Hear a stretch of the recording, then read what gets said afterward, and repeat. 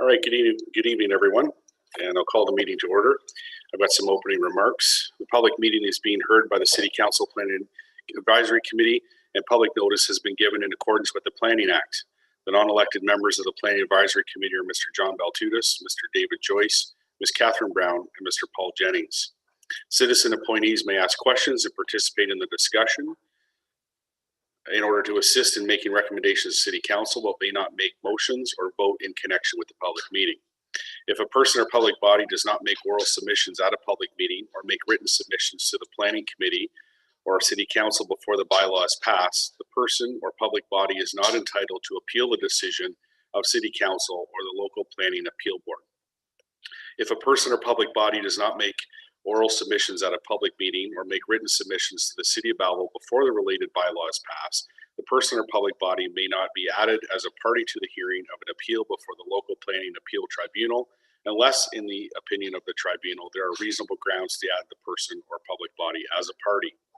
Comments received at this public meeting, as well as written comments, will be considered by the Engineering and Development Services Department in analysis of the applications that were part of the public meeting tonight. For further information on how to provide comments to the city regarding an application from this public meeting, please email planning@belleville.ca.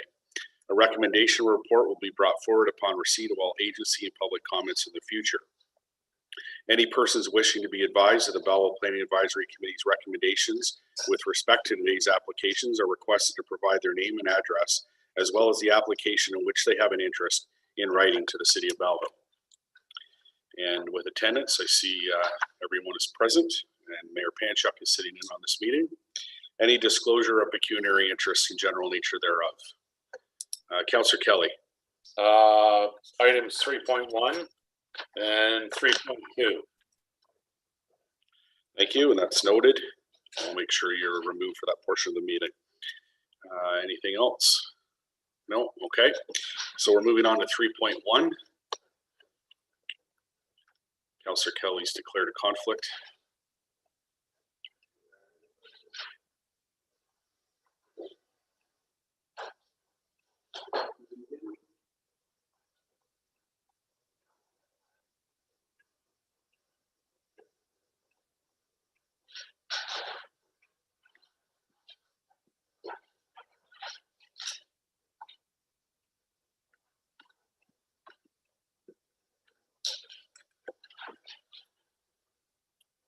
There we go. 3.1 Notice of Complete Application and Introductory Public Meeting for Proposed Official Plan Amendment and Zoning Bylaw Amendment, Bylaw 3014, 174 Maitland Drive, former Thurlow Township, City of Belleville. File numbers B-50-3-33 and B-77-1124. Owner is Quinny Broadcasting Company Limited. Applicant is 2777302 Ontario Incorporated. And the agent is RFA Planning Consultant Incorporated. We'll get staff to introduce the application. Thank you, Mr. Chair. I'll just have the presentation slides. Thank you. Okay, we can leave it like that. So this application is for 174 Maitland Drive. The subject land is 4.8 hectares in size, and the proposal requests to amend the official plan to redesignate the subject land from a commercial land use designation to a residential land use designation. It also requests to amend the zoning bylaw to rezone the subject land from a development zone to multiple new zone categories that would facilitate the development of 97 dwelling units consisting of 36 single detached dwellings, 23 freehold townhouse units, and 38 back-to-back townhouse units. The rezoning also considers an open space and walkway, as well as a stormwater management facility for the site. These applications were submitted concurrently with a plan of subdivision application 12T-20002. The proposed density for the development is 29 units per net hectare, which is considered medium density under the official plan. The applicant submitted a number of documents in support of the application, which are available online for review. And since the publication of the planning report, staff have received comments from the Ministry of Transportation regarding the application, as well as public correspondence. Staff will address all comments in a future recommendation report. And I will pass it back to you, Mr. Chair. Thank you. And going through my list, I have Ruth Ferguson Althouse.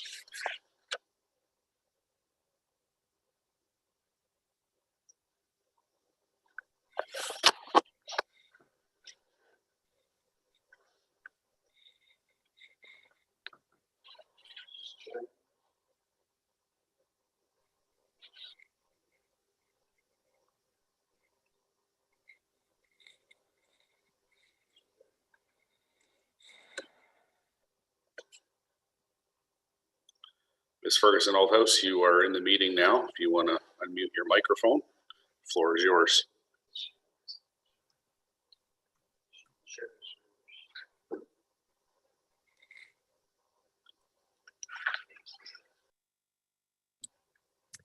Thank you. I have a presentation that I believe will be shared on the screen.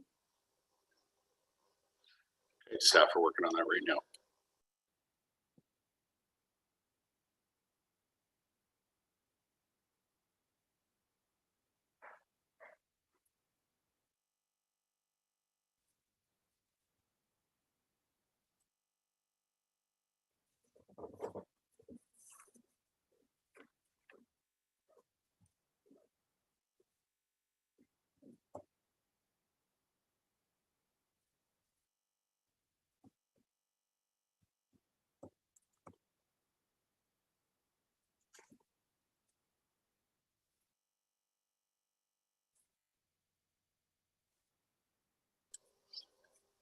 We're still working on it here. There we go. Terrific. Thank you very much. I'm here on behalf of the applicant, the numbered company, which is represented by Adrian Bax, and the owner, Quinny Broadcasting. This is a project known as the Maitland Commons. As Dest has indicated, it's an application for a plan of subdivision, official plan amendment, and rezoning, so that all of the 3 applications have been filed concurrently. If I perhaps have the next slide.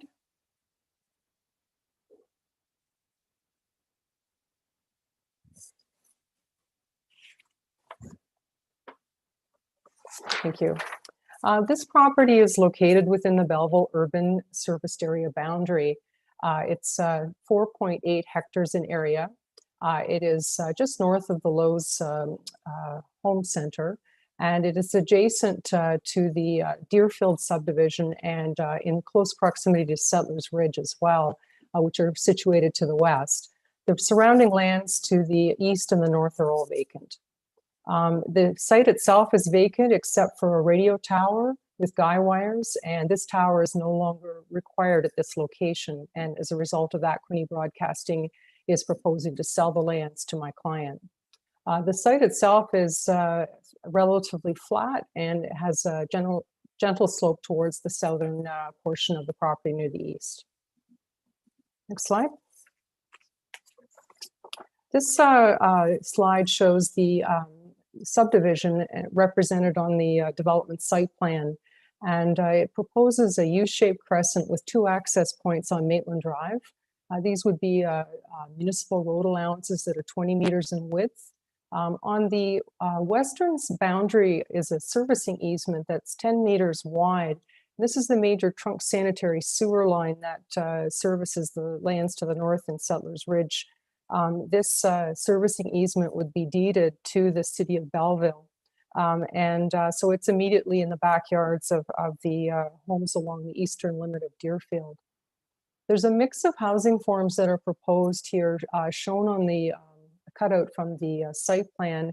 And in the yellow tones, the blocks are all single detached dwellings, which are situated along the perimeter. So the development adjacent to Deerfield would all be low density single detached dwellings. On the interior of the crescent, there's 2 building topologies proposed. The first would be 5 blocks of freehold townhouses, which are shown in the orange color. They are just south of Maitland Drive. As well, there is another project that's proposed in 4 blocks of rental back-to-back townhouses. So these would be 38 units in total, and they have internal parking. In the very low southeastern corner, there is a stormwater management block that is proposed, that's shown in blue. And there, along the perimeter of the street, there would be a sidewalk on the outside of the crescent and street trees. The overall density is 29 units per net hectare, and as mentioned, there is 97 units in total. Next slide. This slide provides a little bit more information on the layout of the back-to-back townhouses. They would be rental units. The anticipated rental rates would be $1,400 to $1,550 per month. Each block would be 2 stories high, and the interior units would be 2 bedrooms, while the exterior units would have 3 bedrooms, all with finished basements. At grade, and so they're shown in the pale yellow on the drawing at the south or the lower portion of the slide, and there's a elevation, very preliminary elevation shown at the top of the slide. So all of the parking for the back-to-back towns would be internal to the site, shown in the gray with the parking areas, and there would be walkways connecting each unit to the parking areas. So that facing all of the streets on the corners would be the actual units, the front parts of the back-to-back townhouse units. There would be parking of 1.7 spaces per unit, which would be 66 in total. And all of the units would have direct access and allocated parking for their units. There would also be visitor parking that would be allocated for the complex. There would be a driveway connection mid-block that would connect to both sides of the crescent, and an internal garbage system as well. Next slide. We met with the staff exactly a year ago and had a pre-consultation meeting with all of the various departments and discussed how the application, discussed some different concepts for the application and layouts, as well as all of the supporting material that would be required to be submitted with the applications. The material, I believe, is all available through the city's website. My firm prepared the applications, the drawings, as well as the planning justification report, and the Ainley Group prepared a number of engineering reports that address servicing, stormwater management, traffic, noise impact, the water main design, and the hydrogeology. And these are some photos of the site as well that you see on the slide. Next slide. Just very briefly, in terms of what the engineering reports reviewed, the municipal water system is available and will be provided within the municipal road allowance and extended to the site.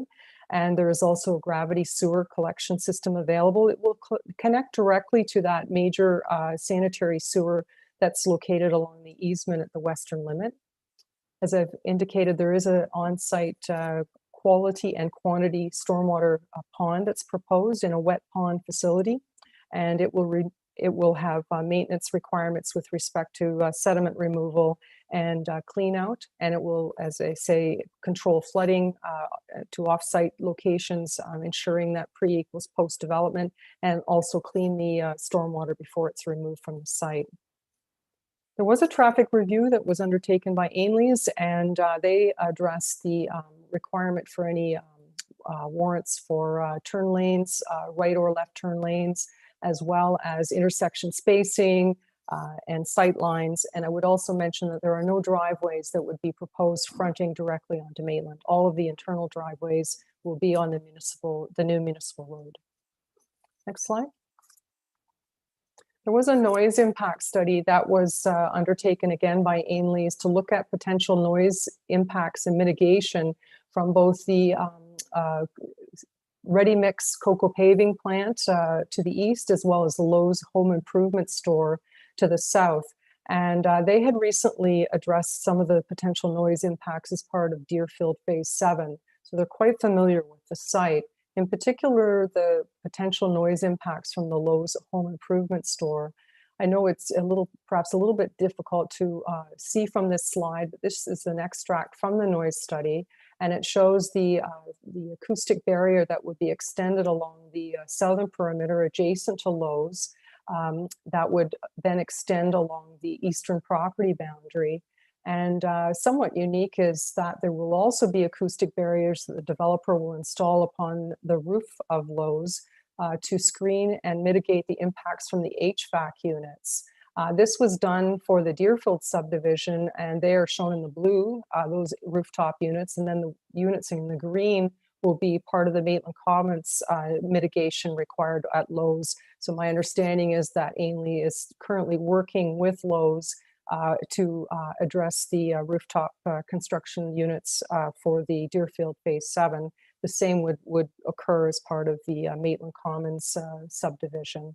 There's also noise mitigation required along the eastern property line, a smaller portion with respect to the ready mix plant, and that's also indicated in the greeny blue color. So that with the result of all of the noise acoustic barriers and rooftop shields that are proposed to be installed, as well as there would be warning clauses that would be conditions of draft plan approval, it would meet all of the Ministry of the Environment criteria for noise mitigation. Next slide.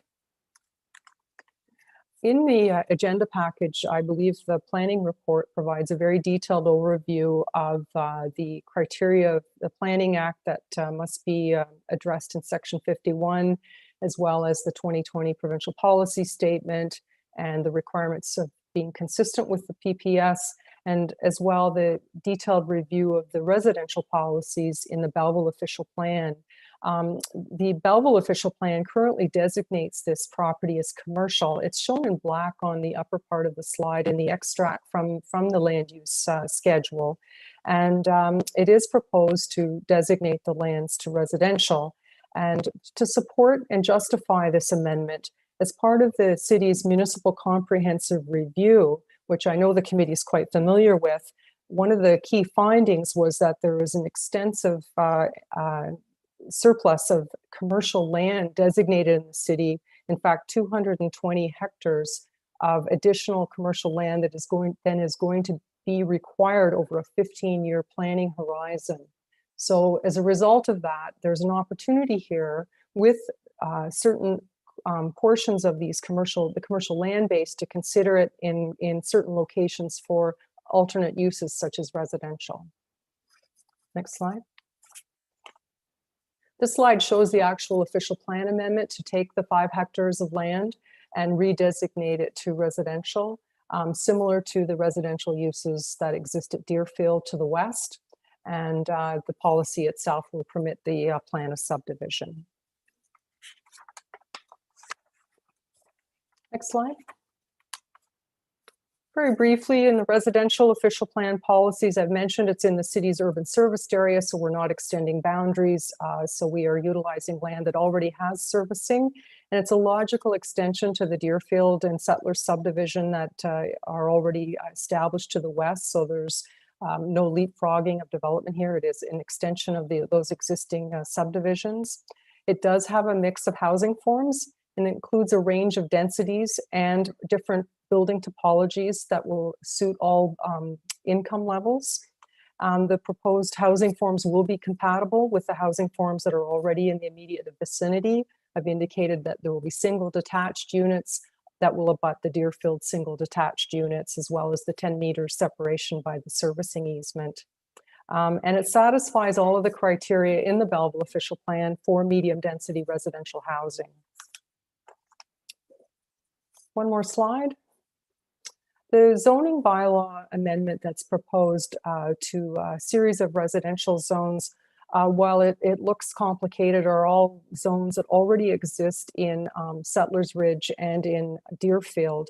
So what we have tailored the zoning bylaw amendment to is to use those existing zones, with one exception, and that is the back-to-back towns, which are a newer type of building topology to Belleville. And in this case, we've looked to the zoning that was done for the Riverstone project. But based on how the zoning was set up, there's some slight variations from the Riverstone zoning for the back-to-back towns there. So we do have a specific zone for the back-to-back towns that is being proposed. As well, the stormwater management pond would be placed in a community facility zoning. And those are that's an overview of the Maitland Commons project. And there's one last slide, which is the question slide. And I'd be pleased to answer any questions that may arise, or you can move forward and hear from any members of the public. Thank you for that. Any questions of committee members? No, I don't see any. Thank you very much. Thank you. We have Kevin Pond listed as opposing the application, who wishes to speak.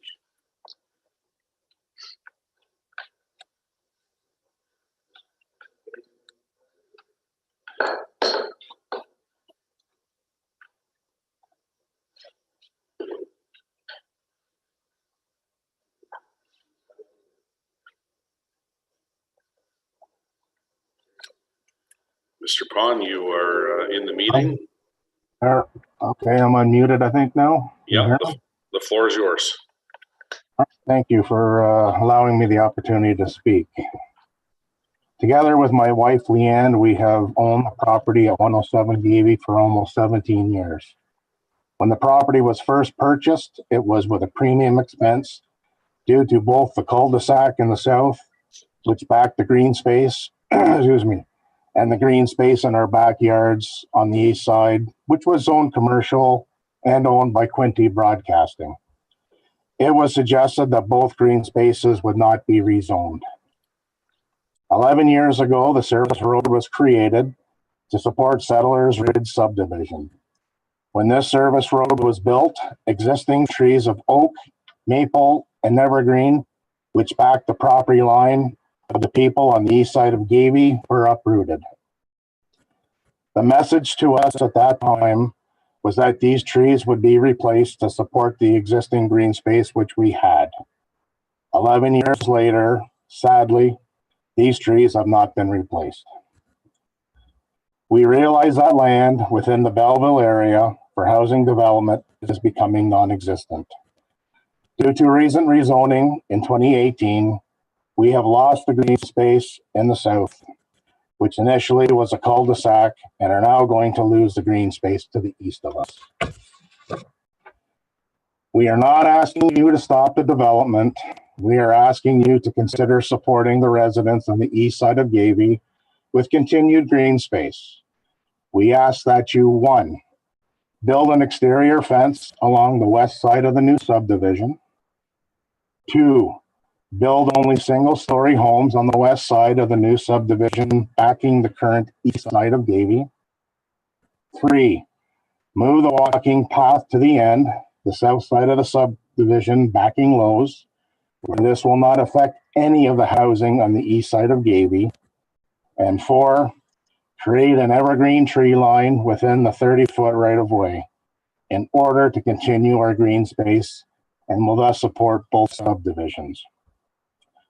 Being outside is very important for our mental health and well-being, especially during these unprecedented times with COVID. Green space is very important and is hard to come by within the city. We have had green space for close to 17 years and are very concerned about losing this. We ask that you please consider our request of building a fence, building only single-story homes on the west side backing Gavey, moving the walking path, and planting evergreens, creating a green space within the right-of-way when you build your new subdivision. Thank you for your time and consideration. Thank you, Mr. Pond. Any questions from committee members? No, I don't see any. Thank you again for your comments. Thank you. And we have no one else listed for that application. Can I get a motion to refer that to the Planning Advisory Committee? Councillor Sanderson, seconded by Councillor Williams. All in favor? The motion carries. So moving on to 3.2, and Councillor Kelly still has a conflict, so he'll remain out. Notice of complete application and introductory public meeting, proposed draft plan of subdivision 174 Maitland Drive, Farmer Township of Thurlow, City of Belleville. File numbers 12T-20002. Owner is Quinte Broadcasting Company Limited. Applicant is 2777302 Ontario Incorporated. Agent is RFA Planning Consultant Incorporated. Ms. McAdam, would you like to present the application, please? Thank you, Mr. Chair. I actually will leave this one to Greg. I presented the rezoning and official plan amendment portion. Oh, Okay. sorry. I thought we were moving on, or we were still on the. We are. Okay, yep. So if Mr. Pinton has anything to add to the presentation, this would be his time. Thank Okay, you. so the presentation that up there isn't for this application. There we go. Certainly. Thank you for the opportunity to comment.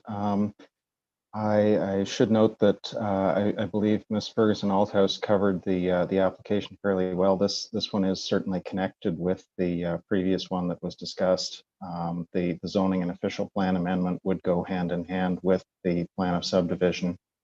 And I think there was a fairly good overview given. So if anyone has any questions on that for me, that's fine. But otherwise, I don't have anything to add at this point.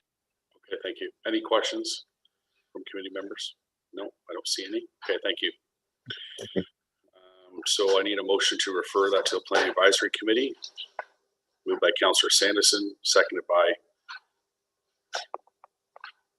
Councillor Williams. All in favor?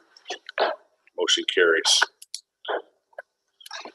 Bring Councillor Kelly back into the meeting.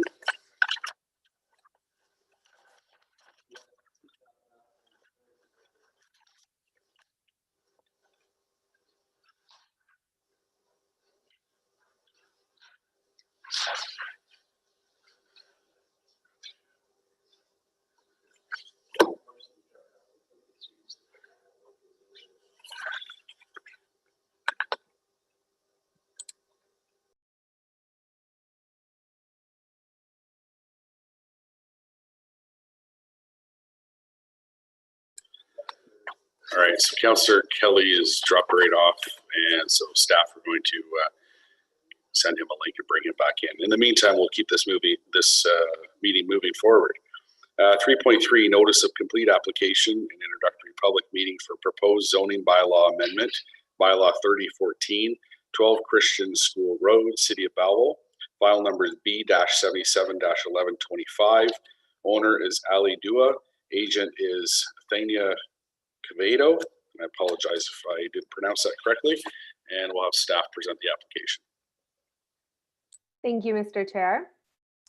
The application is for the property known municipally as 12 Christian School Road. As you can see on the presentation slides, it has frontage along both Highway 62 and Christian School Road. The subject land is approximately 0.19 hectares, and it is currently developed with a commercial building as well as a single detached dwelling. The application proposes to rezone the subject land from a highway commercial zone to a highway commercial zone with special provisions that would permit a day nursery in the existing commercial building on the subject property.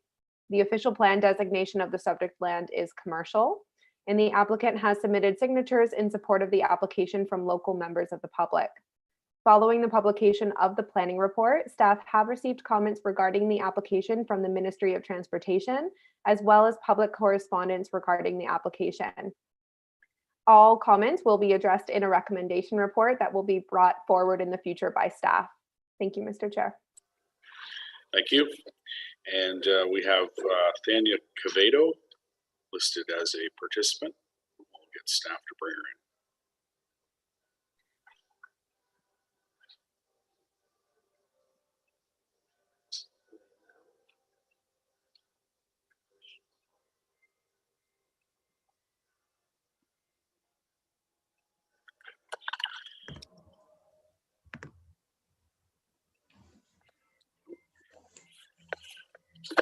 Hello.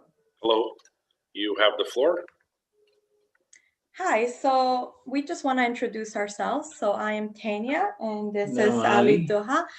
And all we want to do is we'll say hello and just introduce our idea. So we are hoping to open a day nursery in the building beside us. And this is the reason for our rezoning.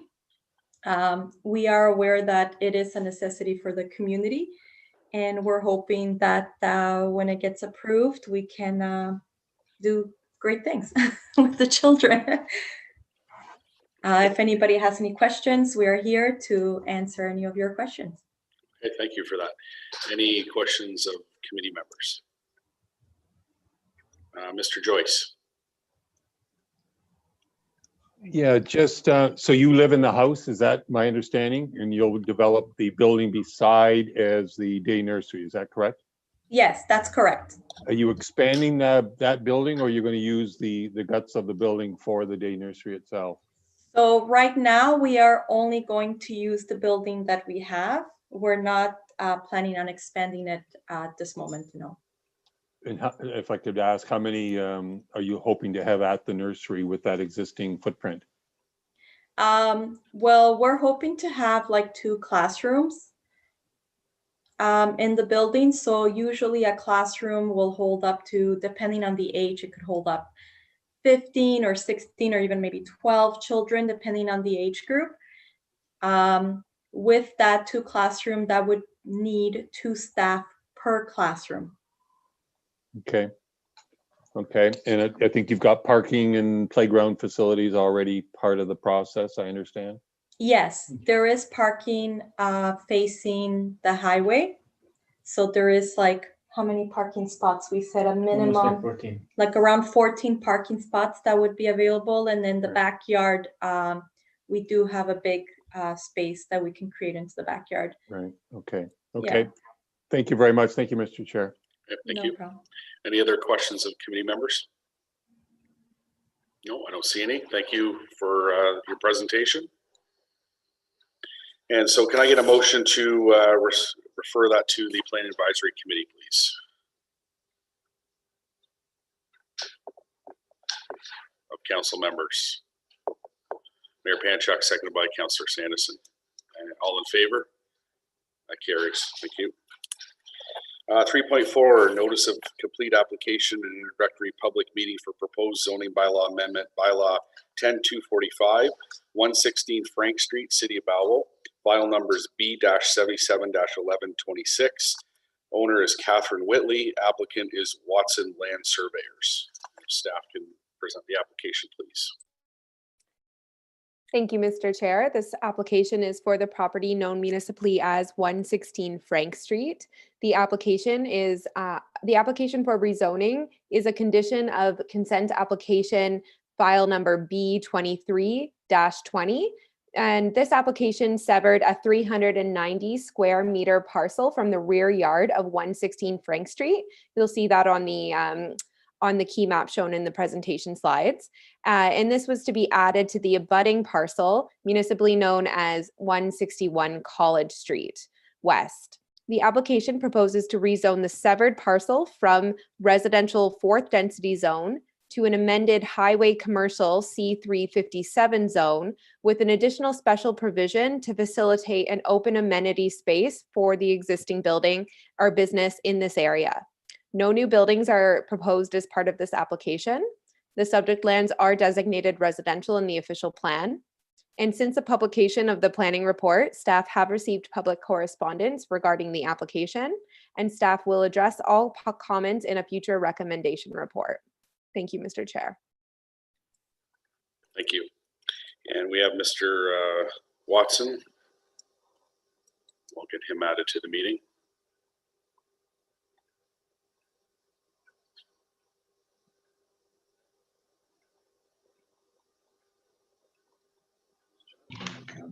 Mr. Watson, you're in the meeting. You have the floor. Thank you very much. As the planning staff said, this is in condition, one of the conditions of a consent. It's a business that faces on, it's Milestone Baths, it faces on College Street. And at the rear of their property, they wanted to acquire a small space for their staff to have a lunch and a green space back there. It's not going to be used for storage of any of their equipment or products that they use in their bath business on College Street. And that's really what it is. And that's what the zoning is restricting that use to it. It has to be kept as green space. Okay, thank you. Any questions from committee members? No, I don't see any. Thank you, Mr. Watson. Okay. And we have Linda Seeley, who's opposed to the application. We'll have her join the meeting.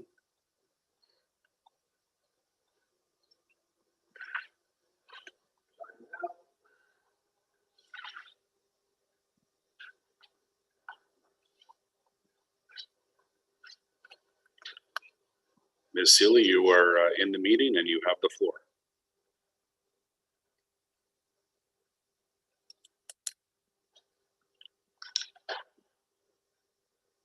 Your microphone is muted right now. Sorry about that, folks. How's There you that? go. That's good. Thank you. Good evening. Good evening. I would like to thank the committee for the opportunity to participate in this process.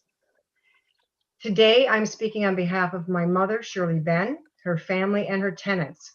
I trust all committee members have reviewed both of my letters. Is it the practice of the Belleville Planning Advisory Committee to physically view the subject property and surrounding residential properties prior to making a recommendation to the City Council? It would provide a more accurate picture than simply viewing a map. My mother's already experienced one visual intrusion over the past year. For communication purposes, Belleville Police Services erected a 200-foot tower that is plainly seen from her backyard. Although this tower is necessary, it is not a welcome sight. When the business on 161 College Street was built, lighting was installed at the back, which is on continually. My mother comments on how it shines in her bedroom window. Her tenants just to the north of her were forced to purchase darkening blinds. Their employment causes them to retire early in the evening and get up in the middle of the night in order to go to work. So they do not want additional parking lights shining in their bedroom or noise caused by transport trucks. This committee and the City of Belleville is aware of how quickly residential property is dwindling. In 2017, a homeowner at 116 Frank Street was approached by the applicant and agreed to sell their house and property. It would appear a plan was put in place to sever this subject property to become part of a commercial property of 161 College Street. A poorly constructed fence was installed by the applicant that encompasses 3 sides of the subject property, continually partially along both sides of residential properties to the north and south, plus the north side of my mother's property. An amendment application for a rezoning bylaw change from residential to commercial was submitted by the applicant.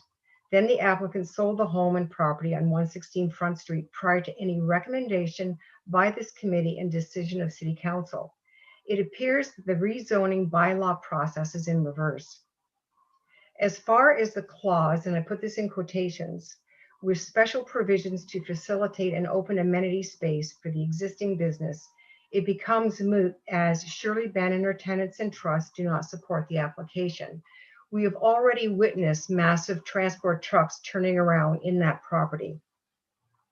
I intend to submit a written request to be notified of the decision of the City of Belleville or this committee in respect to the application. I am confident that you will be cognizant of my entire submission when considering the impact your recommendation will have on those I represent today.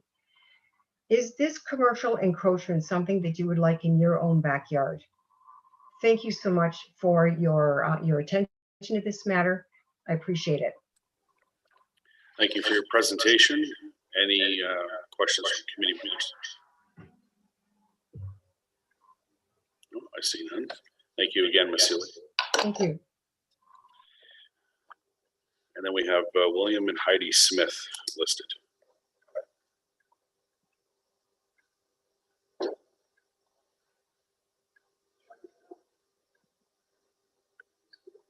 Okay.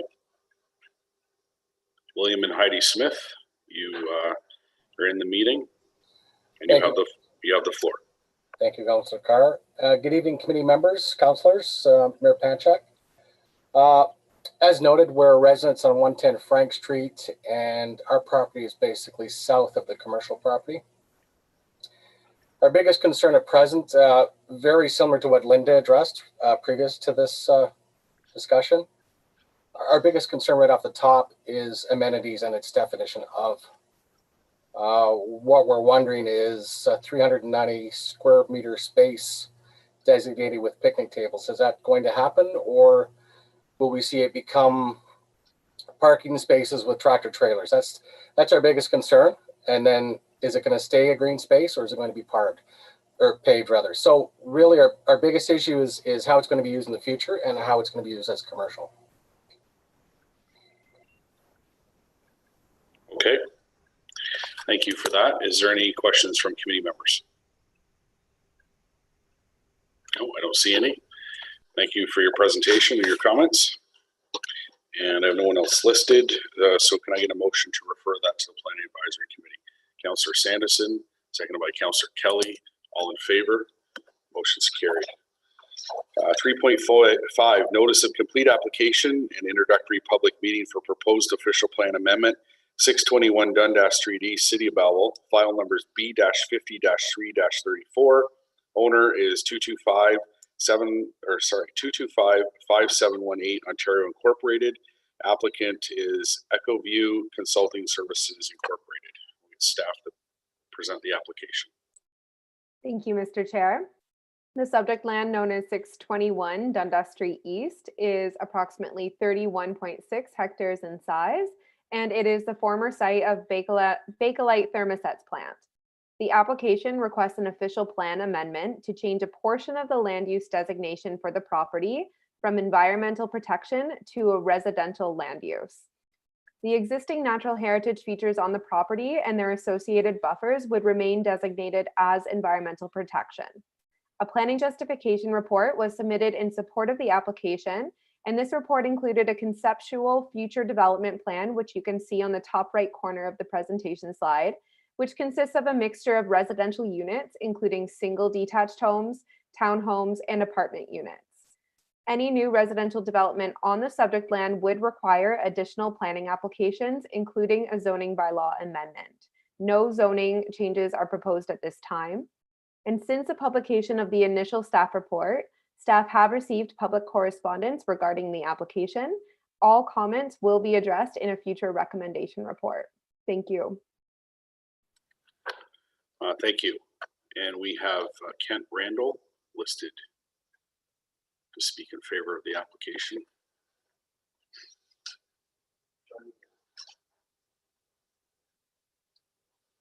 Mr. Randall, you've joined the meeting and you have the floor. Hello, yes. Can you hear me okay? Yes, thank you. Thank you. Just before I get going, would it be possible to share that that screen that was just up? Yeah, I'll get staff to. Okay. Thank you. There you go. Okay, thank you very much, Mr. Chair. My name is Kent Randall. I'm the principal planner at EcoView Consulting.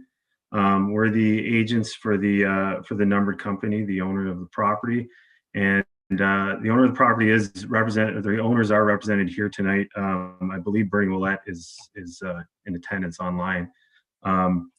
And so what we're presenting here tonight is, as Desta said, is an official plan amendment for this property.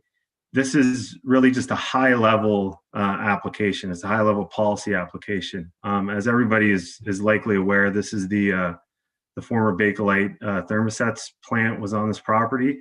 Obviously, it's been shut down for quite some time. It's been buildings have been demolished on the site, and as a result of that previous land use, the previous industrial land use, there's obviously some extensive contamination on the site as a result of that. So there's been ongoing remediation that's been taking place on the site. So getting it ready for redevelopment, obviously future residential development.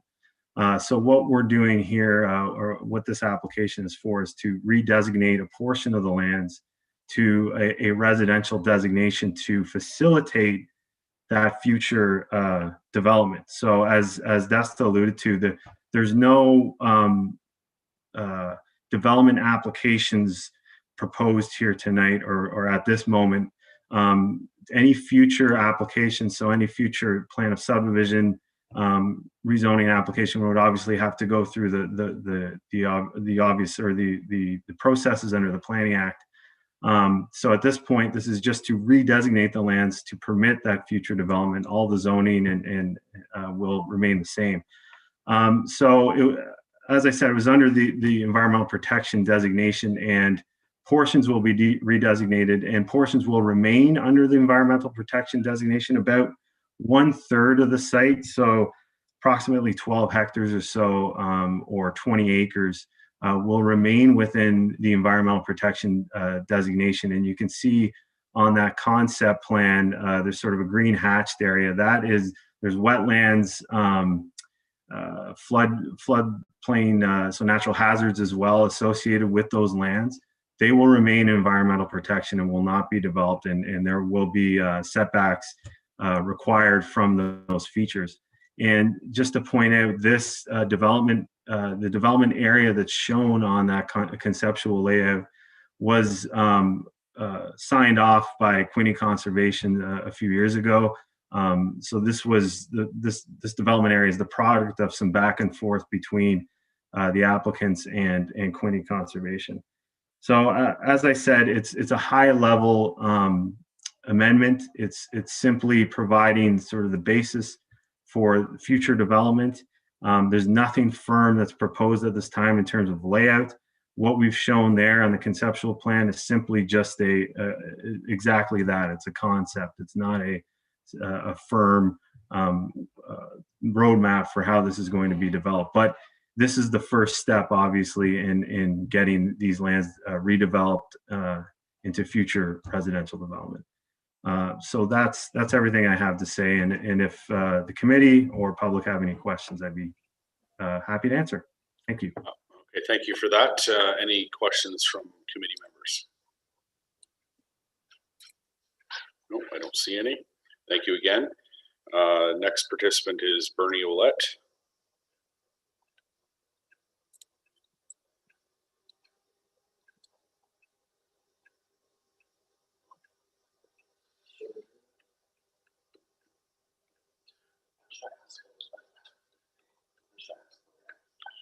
Mr. Ouellette, you've joined the meeting, and you unmute your mic and you have the floor.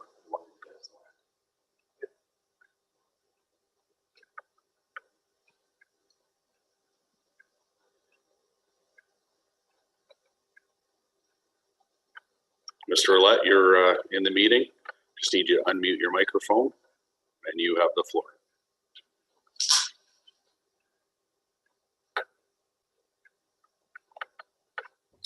That's better. Yes, it is. Good evening, everyone.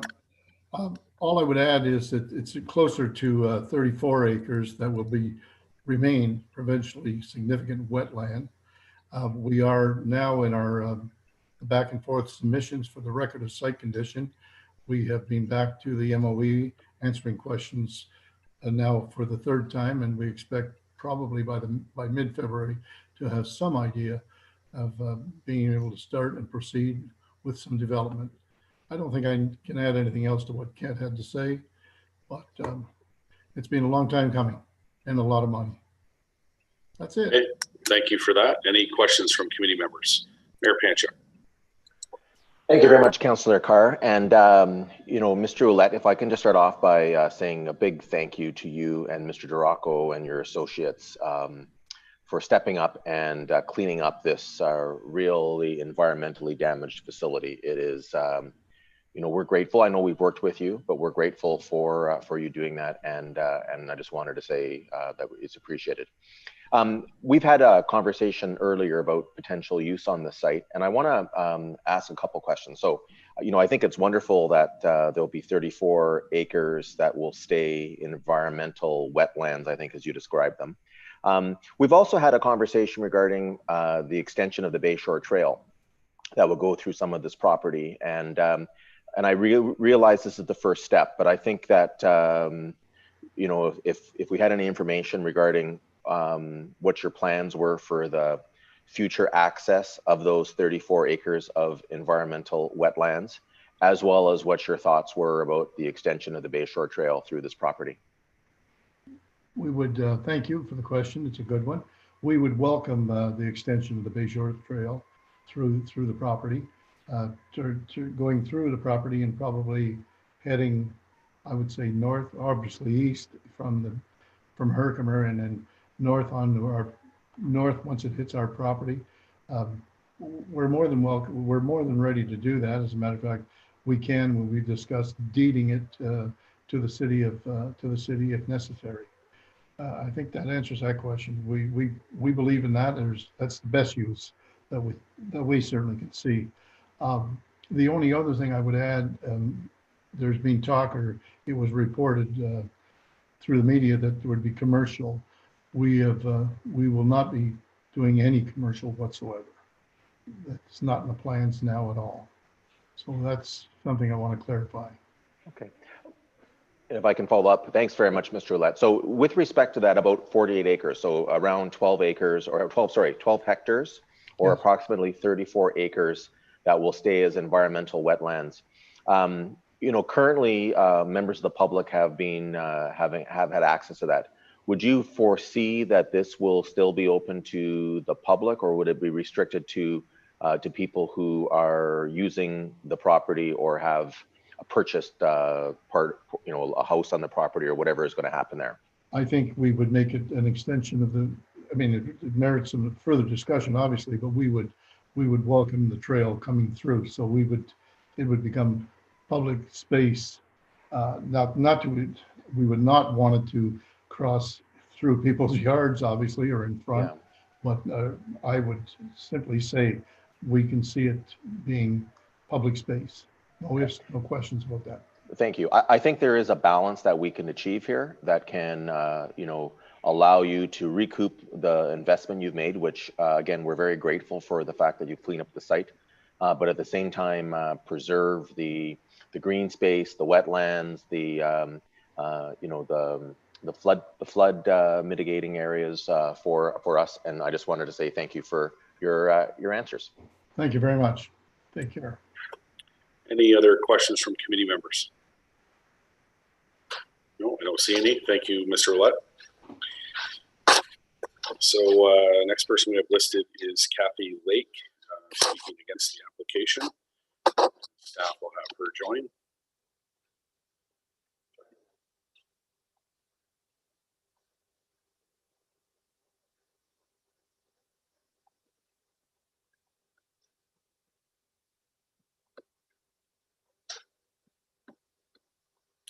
Ms. Lake, you've joined the meeting, and if you unmute your microphone, you have the floor.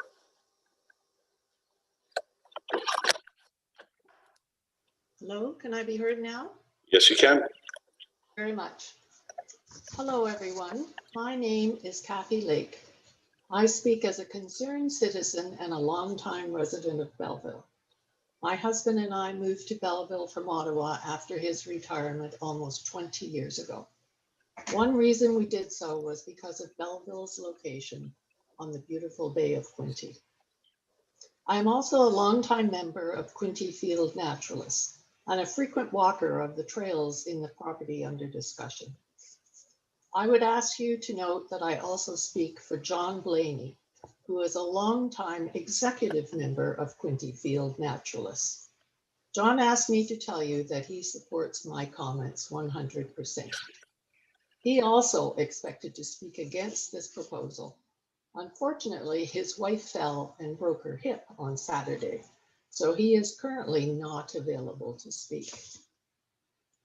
Thank you for giving me the opportunity to speak against the proposed official plan amendment for this property, which the developer is calling Osprey Shores. Before I begin with my comments about this site specifically, I would like to say that I am concerned about the environment and the climate crisis. Just last week, Antonio Guterres, the Secretary General of the United Nations, warned that, and I quote, "Humanity is in danger of destroying its future. This is suicidal. Biodiversity is collapsing. 1 million species are at risk of extinction. Ecosystems are disappearing before our eyes," end quote. He also listed human-inflicted wounds on the natural world, the spread of deserts, wetlands lost, forests cut down, oceans overfished and choked with plastic, dying coral reefs, air pollution killing 9 million people a year, even more than the current pandemic. The proposed Osprey Shores development is just a small piece in a much bigger puzzle, but it is something that we can care about here in our community. When we ask ourselves, what can we do? Our answer must be that we can cherish and protect all the remaining parts of the natural world in Belleville. This parcel of environmentally protected land is important, and I am concerned that in the rush for development, we do not lose sight of our responsibility to our environment and to biodiversity within our own community. I do respect the owner's desire to develop this property. However, I would ask that no future development at all be allowed, be it residential, commercial, or light industrial. If the city does decide to approve development, of course, I am concerned that it be done in a way that enhances both the environment and the community. Unfortunately, I am somewhat unclear as to where the currently stands in regards to this property. I believe it would be premature to consider changing the zoning tonight from its current designation of environmental protection to residential. May I make the following comments? Number one, from an environmental standpoint, it is critical to maintain a contiguous piece of property. The proposed development bisects one large piece of environmentally protected waterfront property. The development fragments the environmentally protected property, leaving a larger residential development in the middle of two much smaller pieces of protected property. Doing so effectively cancels, or at best greatly reduces the value of this property for our environment.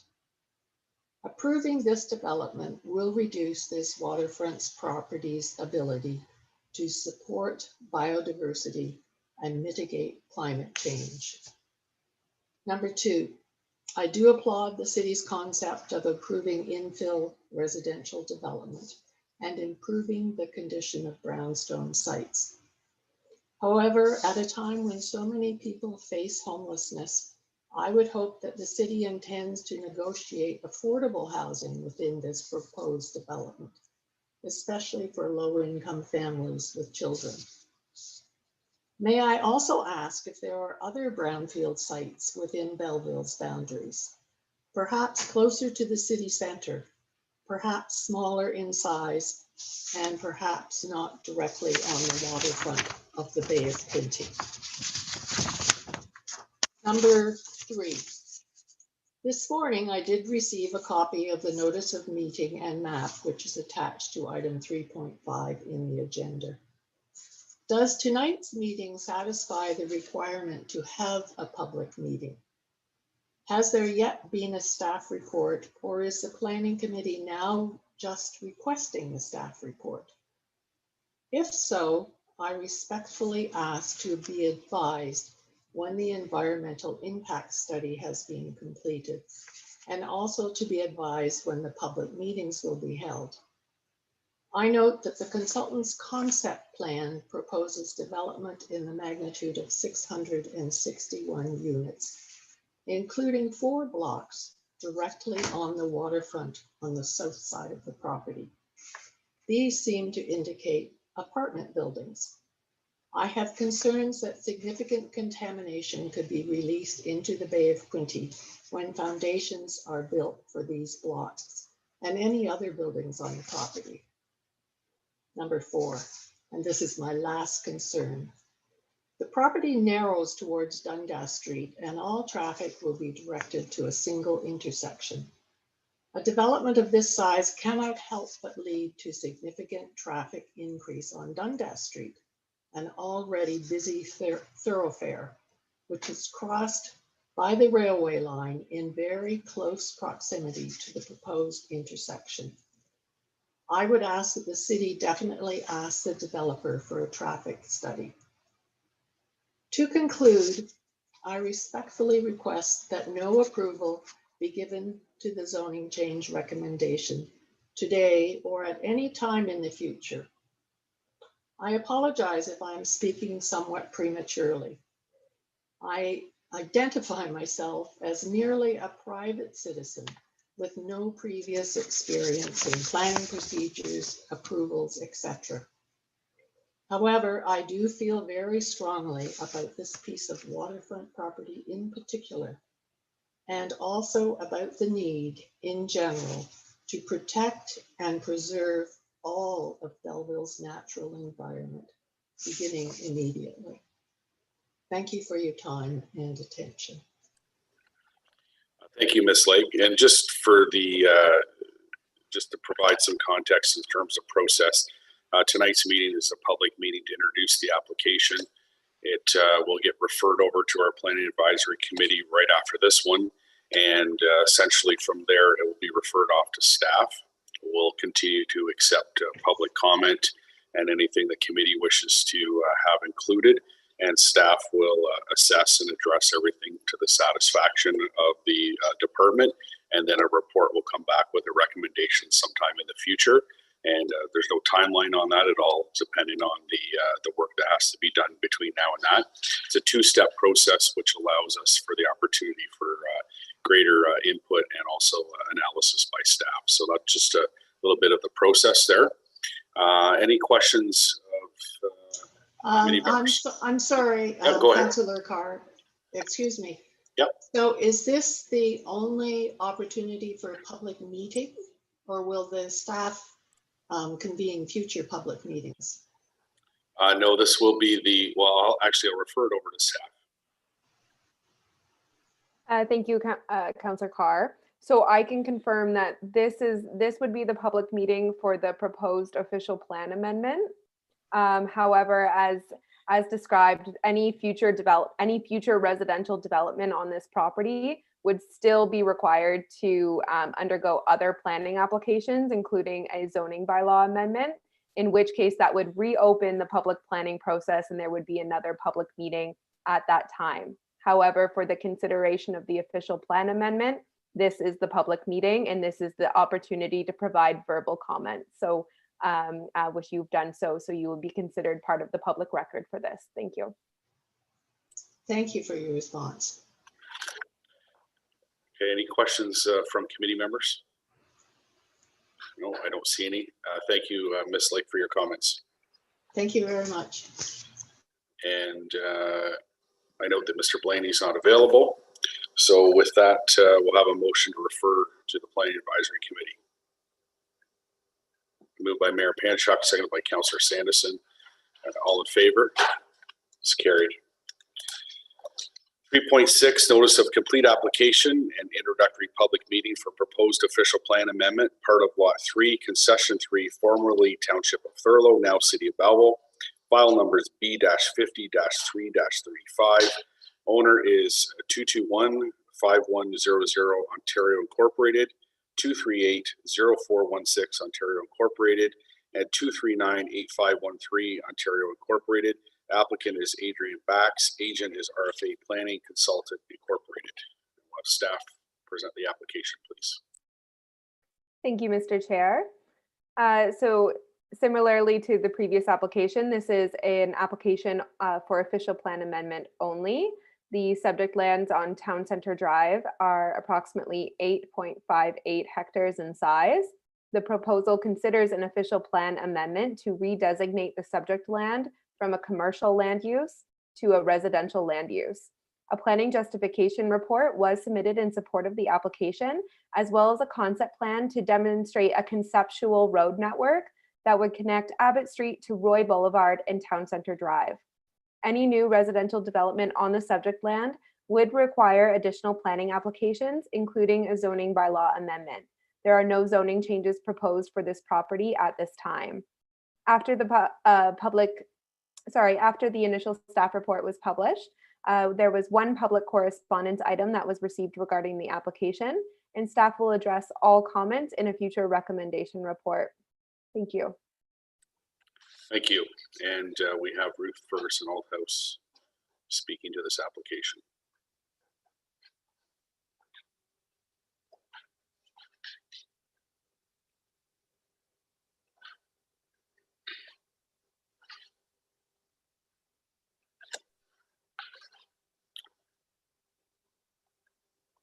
All right, Ms. Ferguson Althouse, the floor is yours. Thank you. I have a presentation for the public meeting. Yeah, staff are working on that right now.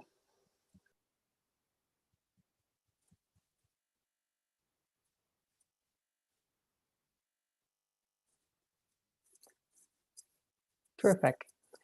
This is an application for official plan amendment, as Dest has indicated, submitted by the developer, represented by Adrian Bax, as well as the other property owner, Devanco Homes. Next slide. This property is within the Belleville Urban Service Area boundary. It's just over 8 hectares in area. To the south of this site is a stormwater management pond, and to the north is the Trans-Canada pipeline easement, interprovincial pipeline easement. To the west is also a stormwater pond and low-density residential associated with Settlers Ridge and Settlers Ridge East, which is a future subdivision that will be under construction. And then to the east are the commercial lands along Town Center Drive and Roy Boulevard. Property itself is cleared and essentially a relatively flat site with gentle slopes towards the stormwater management pond. Next slide.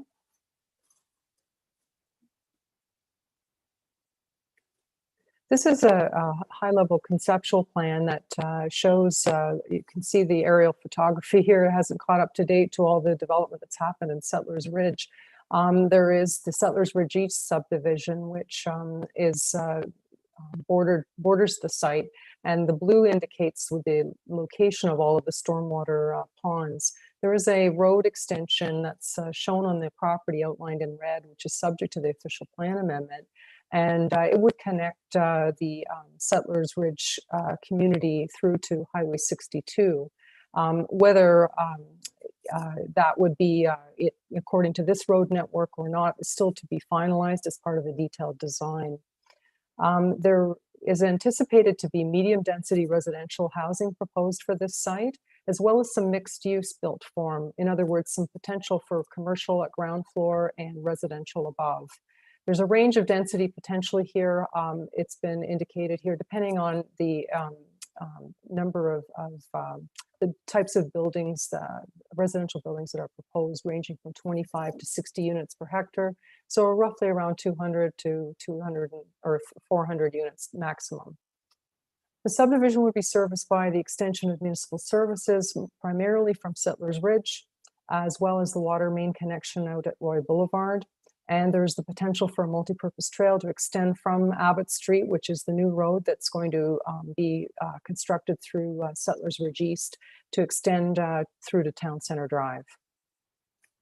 The green on the slide shows the positioning of the existing parks as well as the pipelines. Next slide. Following our pre-consultation with city staff about the official plan amendment, they asked for just a high-level conceptual planning report, and some technical comments on servicing from the engineer, who is Jewel Engineering. Next slide.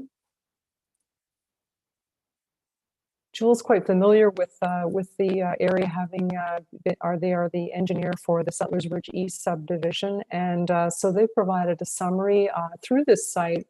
There will be the water main looping from Settlers Ridge through to Roy Boulevard. So this site will help facilitate that, and will also provide services to the future subdivision.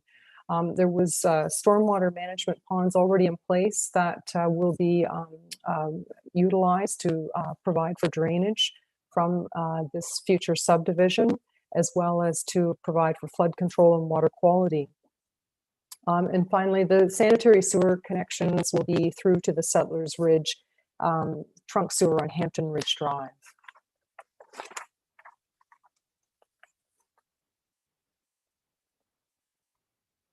No, I think it's the next slide. Oops, we missed one. Great. Just very briefly on traffic impact, there will be a requirement for a full traffic study once the design of the subdivision is advanced further. And that will also address any MTO comments as well as the impacts on traffic through to Settlers Ridge and Hampton Ridge Drive. So that would be completed as the next step once the subdivision design is formulated. And as well, there would be the utilities are available to service the project. Next slide.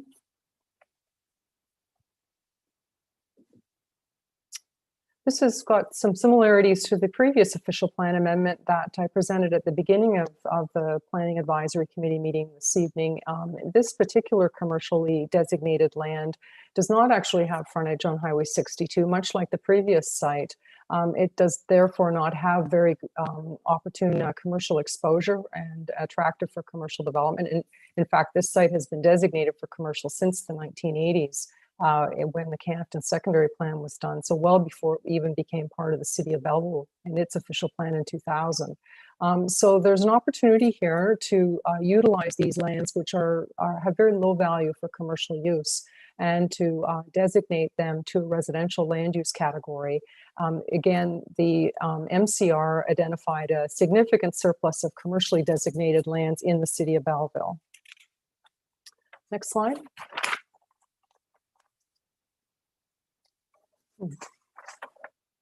I think it's the next one. There should be one more. There we are. Thank you. As mentioned, this shows the parcel fabric and road network from Settlers Ridge. So you can see this is immediately contiguous to that, and so it'll be a logical extension of the Settlers Ridge community, but albeit it'll be for densities more typical of medium density housing, and will provide for an efficient and compact form consistent with what is called for in the provincial policy statement.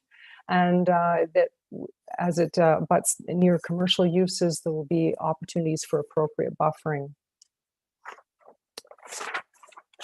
That concludes the presentation. If there are any other questions, I'd be happy to answer them. Okay, thank you for your presentation. Any questions from committee members? No, I don't see any.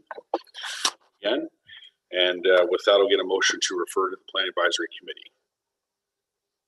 Moved by Councillor Sanderson, seconded by Mayor Panchuk. All in favor? It's carried. 3.7, notice of introductory public meeting, new draft official plan, City of Belleville. We'll have staff speak to this. Thank you, Mr. Chair. The City of Belleville is undertaking an official plan update as required by the Planning Act. The update consists of 4 phases, which were review and analysis of land requirements, policy recommendations, policy development, and finally an implementation phase. The official plan is now in its 4th phase, and a new draft official plan has been prepared for review and consideration by the public and by the Planning Advisory Committee. It has also been circulated to the Ministry of Municipal Housing and Affairs for review and comment.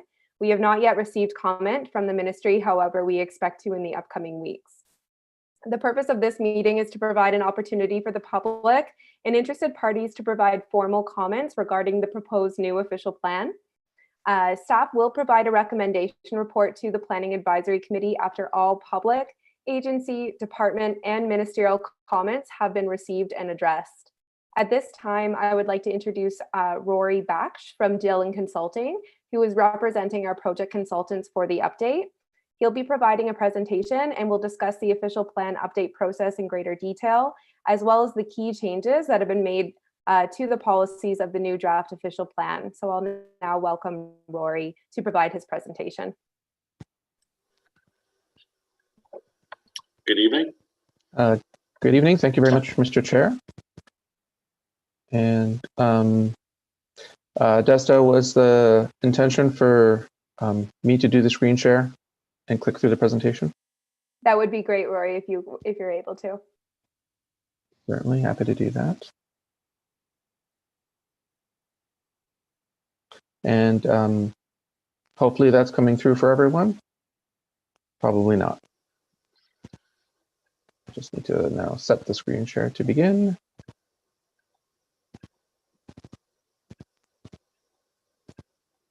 And I believe that should be working for everybody. Yes. And once again, to the chair, members of committee, staff, and members of the public in attendance, welcome and good evening.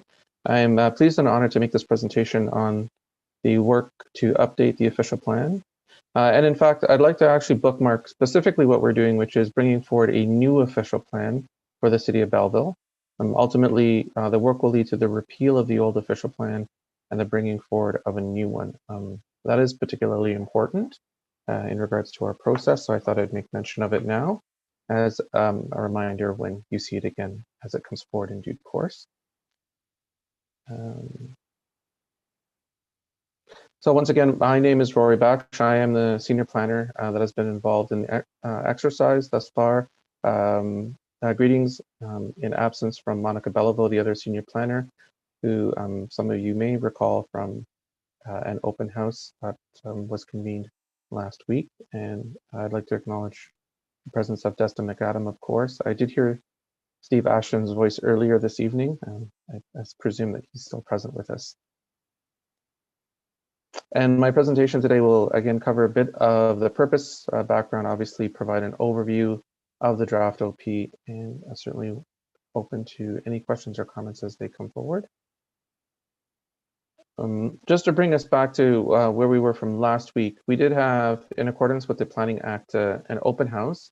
It was characterized as a virtual public information center, and it is the somewhat informal opportunity to provide information in regards to the official plan. Today brings us to our point in the process under the Planning Act for having the virtual statutory public meeting to formally hear and receive public comment. So an official plan is not new to the city of Belleville. You've had one for many years already. And as we know, it does shape and guide the land use planning decisions in the municipality, sets out a vision for what the city hopes to be in the future. And the thing that's important in regards to the current official plan, which is dated 2002, is that quite a bit has changed in the world since that period of time. Two provincial policy statements have come through that overarchingly guide planning in Ontario and are expected to be implemented at the local municipal level. And so much has changed in regards to our view of the world, in regards to economic development, various issues at the community level, and overarching kind of global issues. And so what we want, obviously, for the city of Belleville is to be poised to address current planning issues and take advantage of the opportunities that is presented to it in regards to matters such as economic development. And I'll cover some of those in further detail and how they take traction in the work that we've done and materialize in the draft official plan. So it was a four-step process, beginning with a review and analysis of land requirements. And this is a very important step in the process as it relates to planning in Ontario and specifically for the city of Belleville. From that, it gave us direction as to where we would be shaping policy. Thirdly, the policy development work is really a fancy word for saying we sat down and put pen to paper or fingers to keyboard and started to build out the new draft official plan. And here we are tonight with a draft official plan in front of us. So the launch of the work was with something called the Municipal Comprehensive Review. And this is a requirement under the Planning Act and for planning in Ontario when doing an official plan.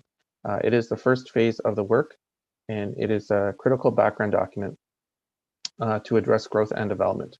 The work was taken by very good colleagues of mine at a firm called Watson and Associate Economists. And we also participated as policy advisors to that exercise, knowing that it would connect forward into the official plan.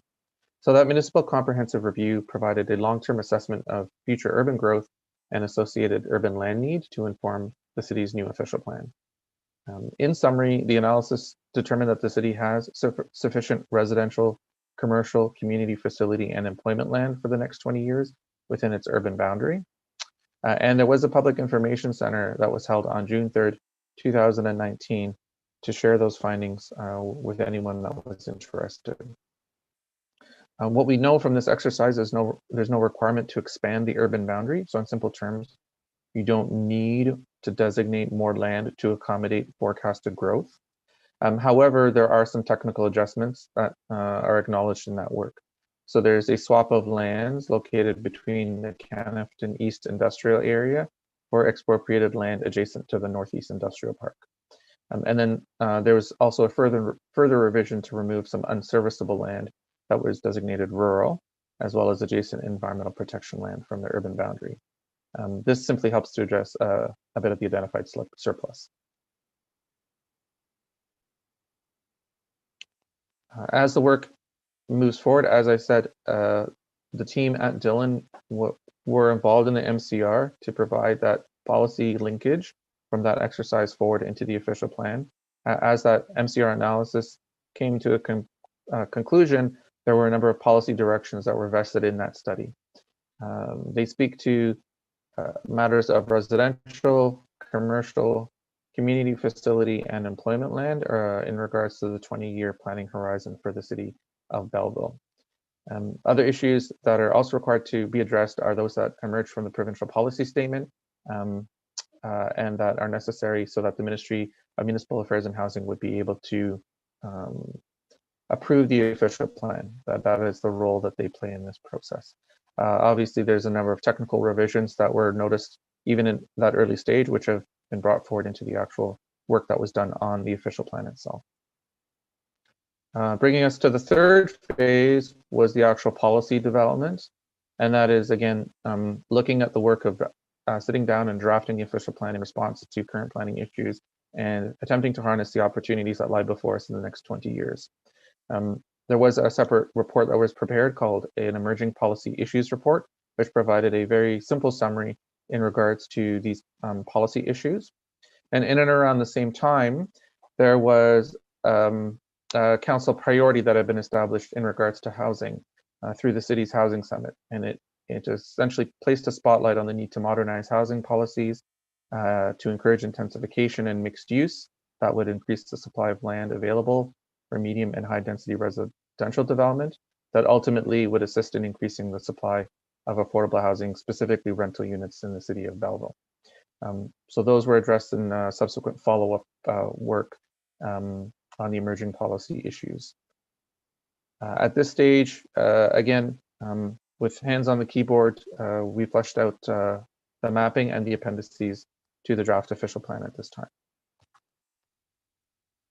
So I'd like to give you an overview of the final phase of work that we're in, the draft official plan itself, and offer an overview of the updates that have resulted from all of those previous lead-up steps. So looking at some of the key matters as it relates to the official plan, we have, as I said, over the passage of time, a wide range of things that we need to tackle in our new official plan, looking forward into a 20-year timeframe horizon.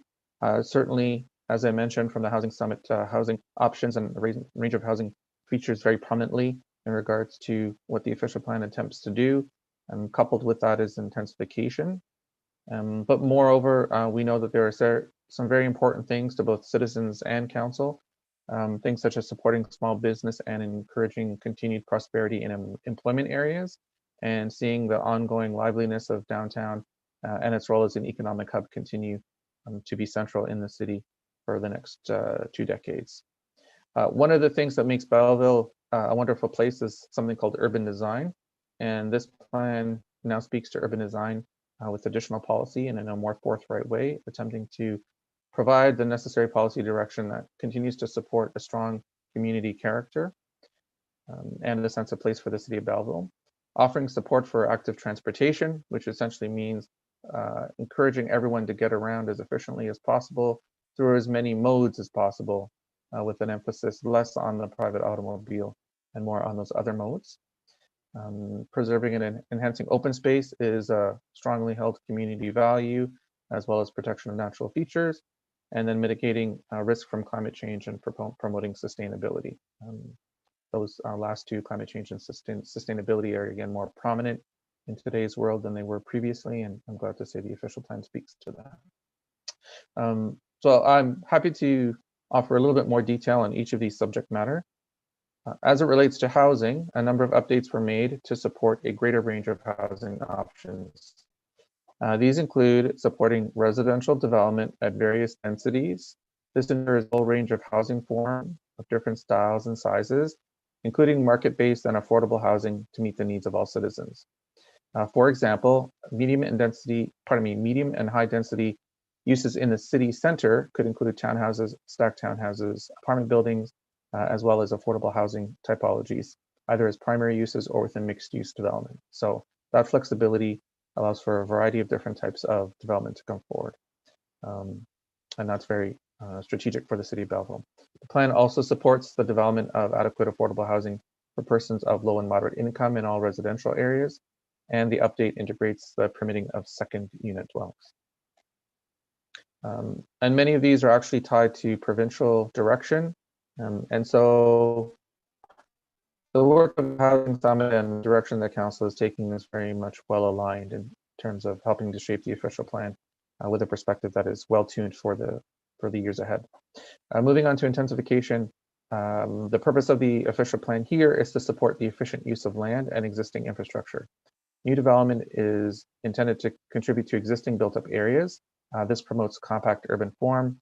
Intensification can create a mix of uses and allow for the efficient use of land, infrastructure, and public services. The opportunities include things such as the creation of new units, uses or lots on previously developed land, development of vacant or underutilized lots, accessory dwelling units and infill development, the expansion or conversion of existing buildings, redevelopment and revitalization of brownfield sites. So we really do cross the full gamut of intensification and redevelopment to optimize land in the city of Belleville. Furthermore, the phasing of development encourages the orderly progression of development in greenfield areas and ensures intensification targets are met. This contributes to the economic extension and utilization of services, infrastructure, and community facilities. Ultimately, we do not want any future development causing an economic burden on the city, and so phasing integrated with growth and development is very important. In addition to that, we speak to appropriate transition in the new official plan. Appropriate transition is structured through policy so that as it relates to an existing neighborhood, development is aimed to conform to that neighborhood character and provides an appropriate transition between a mature neighborhood and an intensification site. This is something we are seeing in Belleville. It's a lesson learned from across Ontario from all of our work with other municipalities, and we think it's a wise way forward. Nextly, on something that I know is close to many of your hearts, economic development. The official plan is very much focused on promoting business in the city of Belleville. We do definitely place a focus on small business and encouraging the establishment of small businesses and service commercial as well as retail in the community. We continue to promote the downtown core as the major focus of economic activity. In many of my years, people refer to the downtown as the heart of the city, and certainly that's how we feel about it, and that's how this official plan continues to speak about it.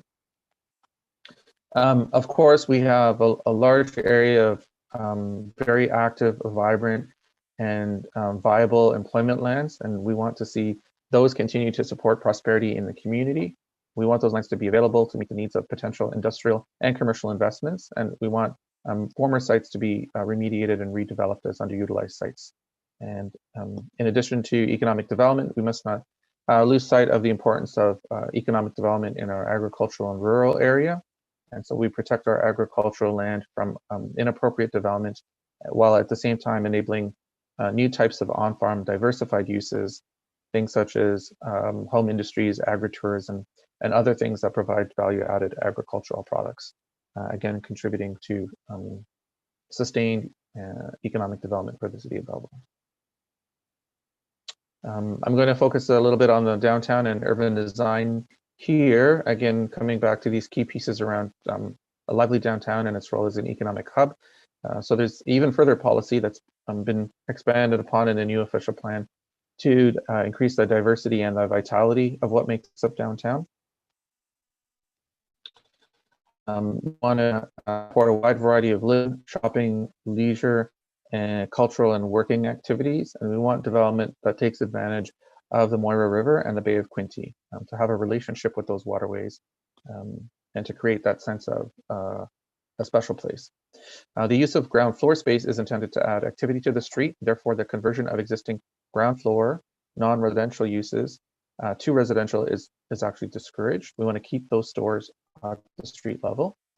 Commercial uses are generally encouraged to locate along main streets and key corridors. However, other uses which may activate the street are also encouraged, such as certain types of institutional uses and flexible workspaces. This again responds to the dynamic world that we're living in right now. The plan also encourages development at transit supportive densities. It's certainly something that we've learned over time. Having a certain density of employees or residents in a particular area helps make transit more viable. We definitely want that to happen. And we acknowledge the role of a community improvement plan being a mechanism under the Planning Act to offer financial incentives that would go to revitalizing the downtown. With respect to urban design, this is not specific to the downtown. This is broadly across the city of Belleville. With respect to urban design, we wish to continue to foster a high quality and distinctive community image and establish a pattern of interconnected streets and active transportation networks. What this does is it creates a set of built form frames, and it makes human scale at the public realm. What that means is that when you're standing on a street, it feels nice to be there. It makes you think Belleville is a great place to live. I like this place. I want to come here and visit more often as a tourist, or this is a place where I want to invest and grow my business. These things all connect together to make a great city. We promote compact mixed-use developments through urban design, and we also support development and redevelopment that is a good fit and compatible with its context. And ultimately, all of that effectively integrates the built, cultural, and the natural environment into our actual development. Easier said than done, but the official plan is the starting point in which we give that direction, and then we hope to see that emerge with every development that gets approved by the municipality. Active transportation is very important to the health of communities, and so in this official plan, it's spoken to more broadly than before. The focus is to reduce reliance on the automobile in favor of more sustainable forms of transportation. And that's really important. We're not waging war on the automobile like some other communities have. We believe that there is a role for cars still in the city of Belleville. And we just believe that there's a better way to balance that relationship. And that can actually lead to a more sustainable, healthy, and more vibrant Belleville. And so in the direction of achieving a healthy and livable community, the transportation now and in the future, again, focuses on reducing reliance on the private automobile and looking at opportunities for more connective transportation, such as walking, cycling, and transit. The plan supports the design and construction of active transportation pathways and linked routes for non-motorized vehicles that connect residential areas to the wider community, and encourages the creation of a more accessible physical environment. Accessible in the means of those who may have mobility challenges. It also encourages the municipality to develop a complete streets guideline and sets guiding principles for the accommodation of pedestrians, cyclists, transit riders, passenger vehicles, and trucks in the construction of new roads and reconstruction of existing roads. And again, complete streets is one of those fun planning buzzwords that you'll hear, and really what that all is about is making sure that there's space for everyone to share the road that is ultimately public space. Moving on to the topics of open space and natural resources, we continue to preserve and enhance open space as a key direction for the city of Belleville. We support comprehensive parkland and the recreation and master plan work that is ongoing, and we aim to ensure that open space is provided as part of development that's to a standard satisfactory to the municipality. The official plan supports the protection and enhancement of the city's waterfront, and it also enhances universal design with public facilities, parks, trails, seating areas, play equipment, open space, and recreation facilities. We want these to be usable by all persons and to be integrated into neighborhoods that facilitate healthy and active lifestyle for all ages and abilities. For natural heritage, we protect the resources along with the ecosystems and the biodiversity that they support. We encourage the adoption of something called a natural heritage system. What this does is it delineates the features as defined by the province, including provincially significant wetlands, significant woodlands, areas of natural and scientific interest, and their linkages. It puts all of those together into a system, which is not something that the previous official plan had done. It includes the direction to undertake additional work to field verify natural features in the ongoing fleshing out of a more robust natural heritage system. So we've laid the groundwork, and we know that more specific work would need to come forward in the years ahead, similar to how other municipalities have advanced this work. Climate change and sustainability, as I said, a topic very top of mind for many people these days. And there are a variety of different avenues through which we've spoken to this in terms of the new official plan policy. I'll just highlight a handful of them right now. A sustainable development really is about recognizing our interdependence of the economic, environmental, and cultural needs of our community, and supports the actions that expand our economic opportunity, improves our environmental quality, and increases social well-being. Obviously, it also expands cultural engagement too. So we support that sustainability in a number of ways, including very pragmatic things such as aiming to improve the city's urban tree canopy, speaking to enhancing local sources of food in urban areas and encouraging urban agriculture, things such as community gardens and rooftop gardens, encouraging green building design to reduce greenhouse gases, and development that is resilient and adaptable to climate change and the impacts of severe weather events, as well as natural hazards. We encourage investments in adaptable solutions when planning or replacing infrastructure to enhance resiliency and reduce vulnerability to the impacts of climate change. We also support sustainable development through a compact, efficient urban area with a mix of land uses and residential densities. Again, we want to reduce infrastructure and public facility costs, reduce energy consumption and greenhouse gas emissions, support pedestrian cycling and viable public transit, and conserve agriculture and natural resources in the city of Belleville. So as you've seen through an extensive amount of background work, as well as the building out of a wide range of policy, touching on every tangible subject, dealing with current planning issues, as well as a vision for the future of the city of Belleville, we've strived to shape a draft official plan that is poised to allow the city to take advantage of the future that it holds. The city truly is a diverse urban and rural community, and it is strategically located on the Moira River and the Bay of Quinte. It has these benefits already of a high quality of life, economic development opportunities, valued natural and cultural heritage amenities, and a full range of essential services. And we want to see that continue and thrive for Belleville going forward. This official plan gives us the ability to have that balance, to be sustainable, and offer all types of opportunities for everyone to prosper. With that, I thank you very much for giving a chance to make this presentation, and certainly welcome any questions that anyone may have. Thank you, Mr. Bekesh. Any questions from committee members? I got everybody back on the screen here. No questions from anyone? Okay, thank you. Mr. Clerk, do I need a motion to just receive? Yeah, motion to receive that presentation. Councillor Williams, second by Councillor Kelly. All in favor? Motion's carried. Actually, sorry, no, I've got a lot more individuals on this one. I jumped the gun. Okay, so I've got a number of speakers actually. We'll start with Darren Vella.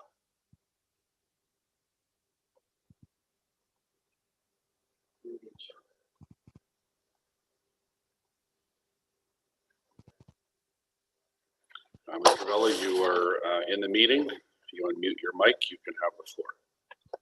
Evening, Mr. Chair. Would it be possible for me just to share my screen really quickly? Yeah, go ahead. Okay, super. Just a few really quick slides. Can everybody see this? Yes. Okay, super. So thank you, Mr. Chair, members of Planning Committee. My name is Darren Vella. I'm from IPS Consulting. I'm here this evening representing RIC Midland Land Inc. So they are the owners of these two parcels that are highlighted in on this first slide. So the parcel that I'm focusing my discussion on with you today is the area that's highlighted in purple. So the following is an excerpt from your current official plan. I think members of council, or sorry, members of planning committee may be aware of this property. It's north of Wilson Avenue. So Wilson Avenue is this east-west road. And to the east, we've got Sydney Street, and to the west, we've got Palmer. And so this is the site of a large derelict industrial building that is in the process of being demolished. So this building is planned to be removed. And what our hope is through this official plan and through subsequent applications is to proceed with a residential development application that not only includes this area here in in orange to the west, fronting Palmer Road, but to also include the lands north of Wilson Avenue. So your current proposed draft official plan, here's an excerpt. If I could just flip back and forth. The current official plan draft already proposes that the land south fronting Palmer Road be converted to residential. So you can see here that those lands are now being put into a residential category. And what we're hoping is that planning committee consider the merits of also converting these lands on the north side of Wilson Avenue that will allow for a better neighborhood, a better revitalization, regentrification of this area to something that is more compatible with the surrounding area. So my final slide, just to identify here, our intent with our application would be to take this site, which is 5.78 hectares, or just over 14.3 acres, and see these lands converted to residential. That would allow for Tripp Avenue and Elgin Street to be connected down into Wilson Avenue, and would allow for Wilson Avenue to connect from Sydney Street all the way across to Palmer Road in a new complete community that would really improve this overall neighborhood. So, Mr. Chair, with the ongoing pandemic, with COVID and industrial growth, this is not an area that the city is promoting for new industrial development. This is really a legacy industrial area that we feel could be better served by adding some more residential housing units that could be affordable and fit in well with the overall neighborhood character. So that's my presentation, and thank you for your time. Thank you for your comments. Is there any questions from committee members? No, don't see any. Thank you.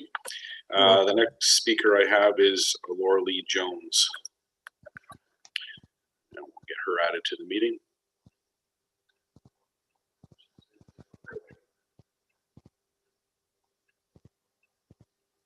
Laura Lee Jones. Thank you, Mr. Chairman.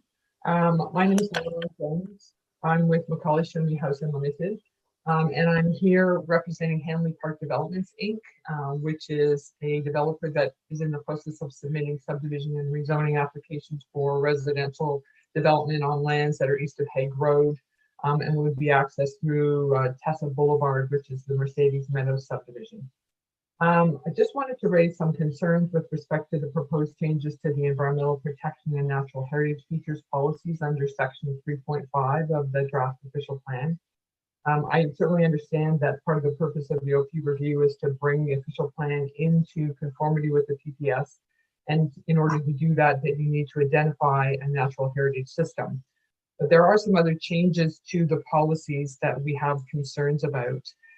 For example, one of the policies now states that all wetlands are designated environmental protection. So currently your official plan says that significant wetlands are designated that way. And then the policies go on to say that no development will occur in any wetland. So in our opinion, that goes beyond what the PPS currently requires, and we're concerned about that policy. The policies also state that there'll be no new development within 30 meters of a wetland. And again, that's something new that we have concerns about.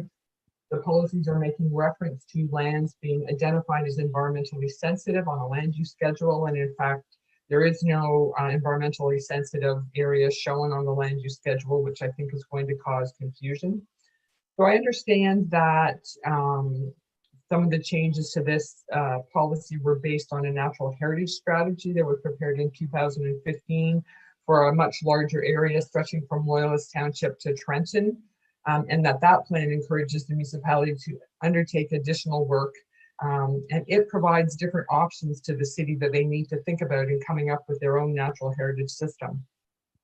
So what we're concerned about is that the proposed changes to the official plan policies are being done in advance of a more detailed study that takes a look at a natural heritage system and the related policies on a more detailed basis.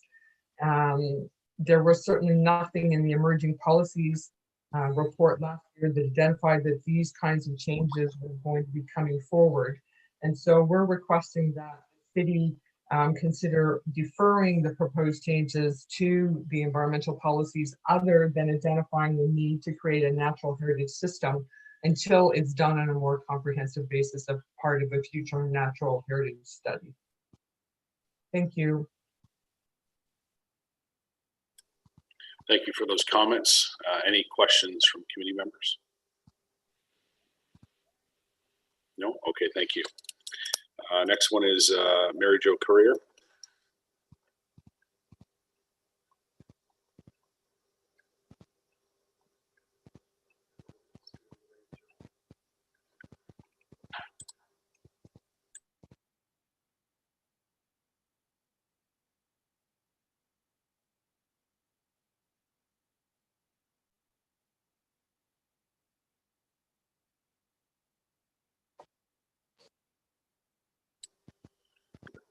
We're just working down the participant list, so no Don Firestone. Next one is Robert Chorlovsky. My apologies if I mispronounce. No. Elizabeth Lowe. She was just. Ms. Lowe, did you have any comments for the committee on the official plan? No, I don't. Okay, thank you. So Ms. Lowe has no comments. She can be Amy Dickens.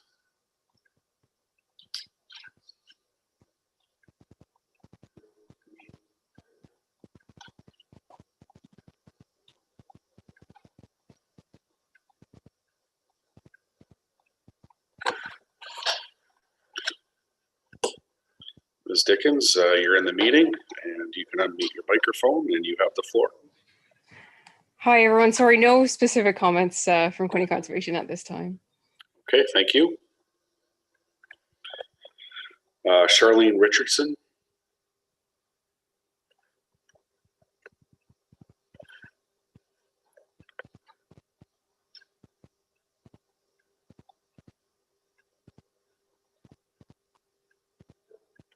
No?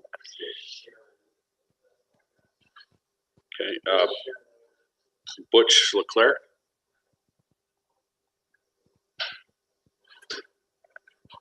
Howard Pulver. Okay.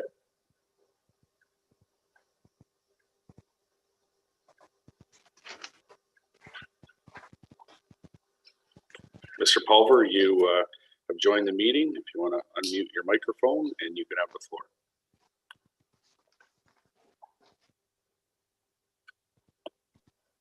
Good evening, Paul. Can you hear me? Evening. Yes, I can. Yes, I provided my written comments and they deal with active transportation, and I'm certainly glad that the revised official plan makes reference to active transportation, and I don't see how there's any policies to implement the objectives of active transportation in the plan. And my main concern is with the new developing areas of the city, it appears that active transportation is not being taken into consideration. It's not in the mapping of bicycle transportation routes, and areas north of the 401 do not have active transportation being included as part of the development. And also they don't have a way of crossing the 401 safely. So I was hoping that council might consider including in the official plan, revised official plan, the actual implementation of an active transportation study so these things can be implemented. And there can be a serious look at the feasibility of how we can get people across the 401 safely to the good facilities that are being built south of the 401 that have been done by the city already. So I'm hoping that that can be further developed. Okay, thank you for those comments and your written submission. Any questions from committee members? No, I don't see any. Thank you again, Mr. Pulver. Next individual is Al Watterson.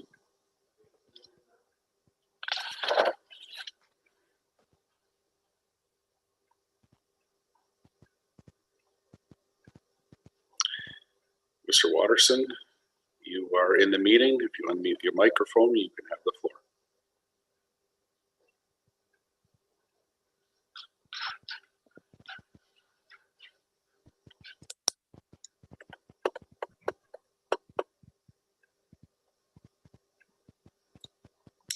Your microphone's still muted. There you go. We're on. Thank you very much. Listen, I'd like to keep this short. We're very unhappy. I'll describe our land holdings. I'm speaking for both myself and my wife. We own the west half of Lot 11, Concession 3, and a further parcel of land that fronts onto the 401 between the proposed Black Diamond Road extension. Our property runs to the north to Casey Road for a total acreage of approximately 66 acres. The parcel of land down by the 401 has a 2,500 foot frontage on the 401. We are in absolute disagreement with the proposed official plan designation of deferred growth area. And we have reason to believe that we can't rely on the Belleville Planning Department to help resolve this very questionable designation. I'd like to go further and say, feeling strongly enough that the page 68 deferred growth area of the planned official plan or proposed should be subtitled Deceit and Manipulative. We can't quite understand why it is necessary that such a strong designation be put on the property. There are going to be further presentations by Keith Watson and his planning company advisory. The problem we have now, and everybody else has, is our COVID-19. To defend ourselves, we're going to have to do a considerable amount of outside help, such as lawyers and planners, health departments. This second wave is very real, and our further requirements will require undesirable outside communications that would be jeopardizing our health. I must admit that we are seniors now. As a matter of fact, we're cracked the 80 years of age, and we are the most susceptible to not being able to survive a COVID virus. It's my feeling right now that the official plan, the work being done on it, and the input that we do have to put in on the official plan does jeopardize our health. And I'm suggesting that it in fact should be shut down for at least 6 months to allow this health risk hopefully to be resolved. Hopefully these new vaccines will come online and we will be made more safe from the virus. And I think strong consideration should be given to delaying any serious furthering of the proposed plan. That would be probably the most productive thing that we could do at this time. Some changes that are being requested are rather minor. We feel that the change of our properties to a deferred growth area is very, very serious and very, very unreasonable. I'll leave that with you and hope some actions might come from that. Thank you for your help. Okay, thank you for your comments. And I know staff have been taking notes. Any questions from committee members? No, I don't see any. Thanks again, Mr. Watterson. The next person is Ray Esenbury.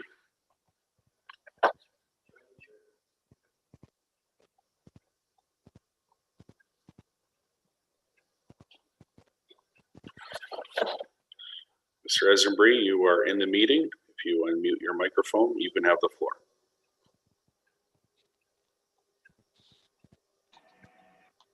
Hello, I'm Ray Esenbury. I'm a planner, land use planner, and I represent Mr. Keith Watson. Mr. Watson owns 170 acres north of Highway 401, and his land holding is part of the east half of Lot 11, all of Lot 12, within Concession 3. The current designation on his lands is industrial. The zoning is industrial and residential, and he has considerable frontage on Highway 401. On his property there have been discussions and proposals to possibly have an interchange located at Highway 401 and the southwest corner of his property.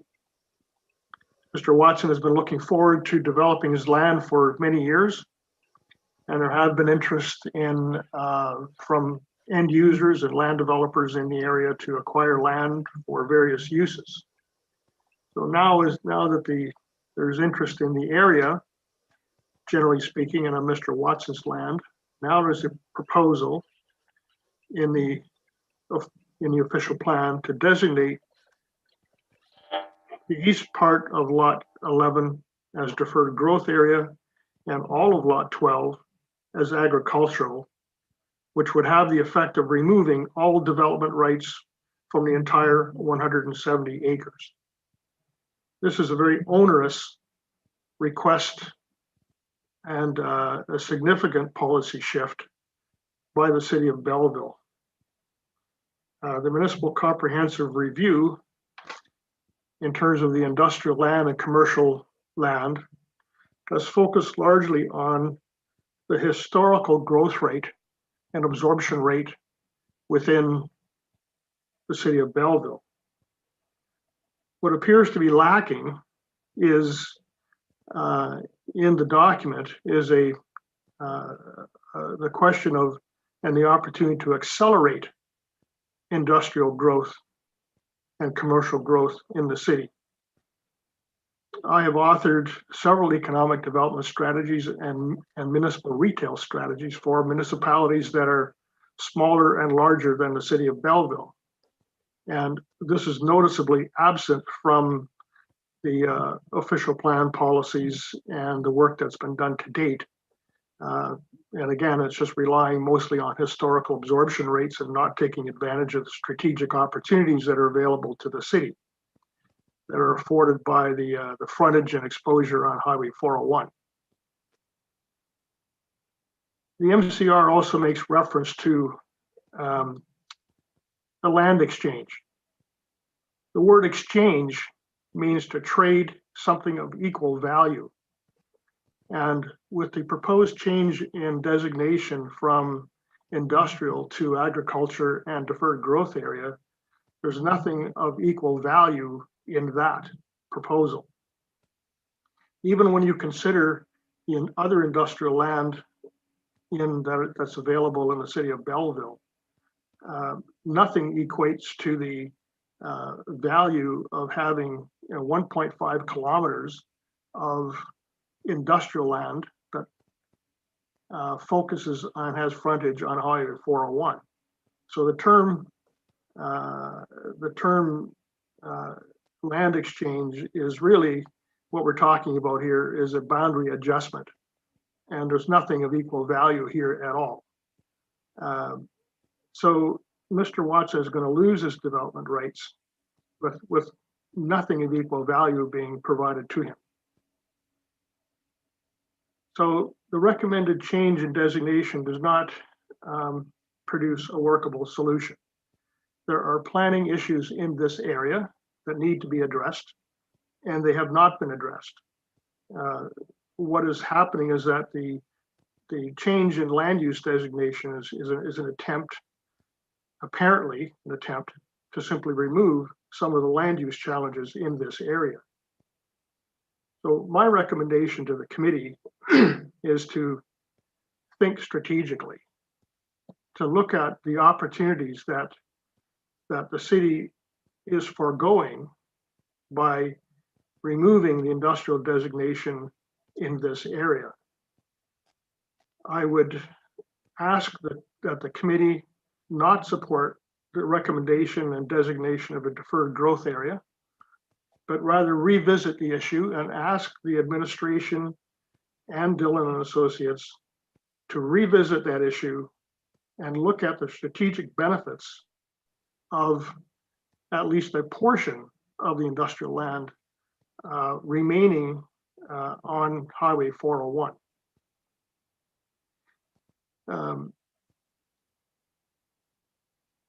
I would also think that given I've had some discussions with Mr. Watson about the process that he has experienced so far, and I think that also would benefit the city, excuse me, and the landowners in the area if there was more of a comprehensive, transparent process about how this area is being planned and why this area is being excluded from future growth. I don't know what all the answers are. I don't know what all the issues are, but I know that the planning process allows for transparency, discussion, and alternatives for growth. And I think that has not been, from what I understand, not been thoroughly explored with the landowners in the area. So there's a period of time here where before this gets approved and sent off in final form to the ministry for approval, there's some time here where the landowners and the municipality can work together, go back and revisit this issue so everyone understands, at least understands, why this recommendation is being made and why we haven't heard about alternative solutions here.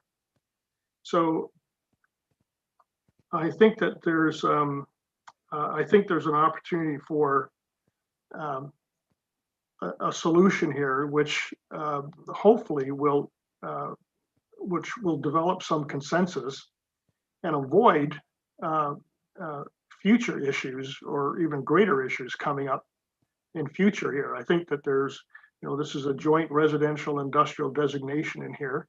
You've got several different types of land uses, but there's enough land area here that there are opportunities to create buffers and transitions and things like that to accommodate different land use types here. But I think a complete abolition of development rights just isn't going to work. I think that's going to create more issues for you than solving issues. So I'm going to ask you, what I'm really asking you to do on behalf of Mr. Watson and his neighbors is to pause for a moment and think about the implications of what you're doing. And I think that there's an opportunity here for some solution, which is going to hopefully benefit the city and the landowners. So with that, I want to thank you for this opportunity to speak tonight, and hopefully we can have more discussions. I have had a discussion with Mr. Ashton late last week, and I've asked for a meeting with the city staff and with the consultants to see if we can't move forward with some solution here. So thank you very much for your time tonight. Okay, thank you for your comments. Any questions from committee members? No, I don't see any. Thank you very much. The next individual is Sharon Vandermeulen.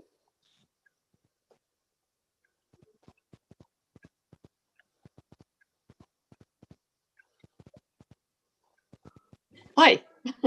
Hi there. You have the floor. Okay. Good evening, Mr. Mayor and City Councilors. I'm Sharon Van Meulen, and thank you for taking the time to hear my requests.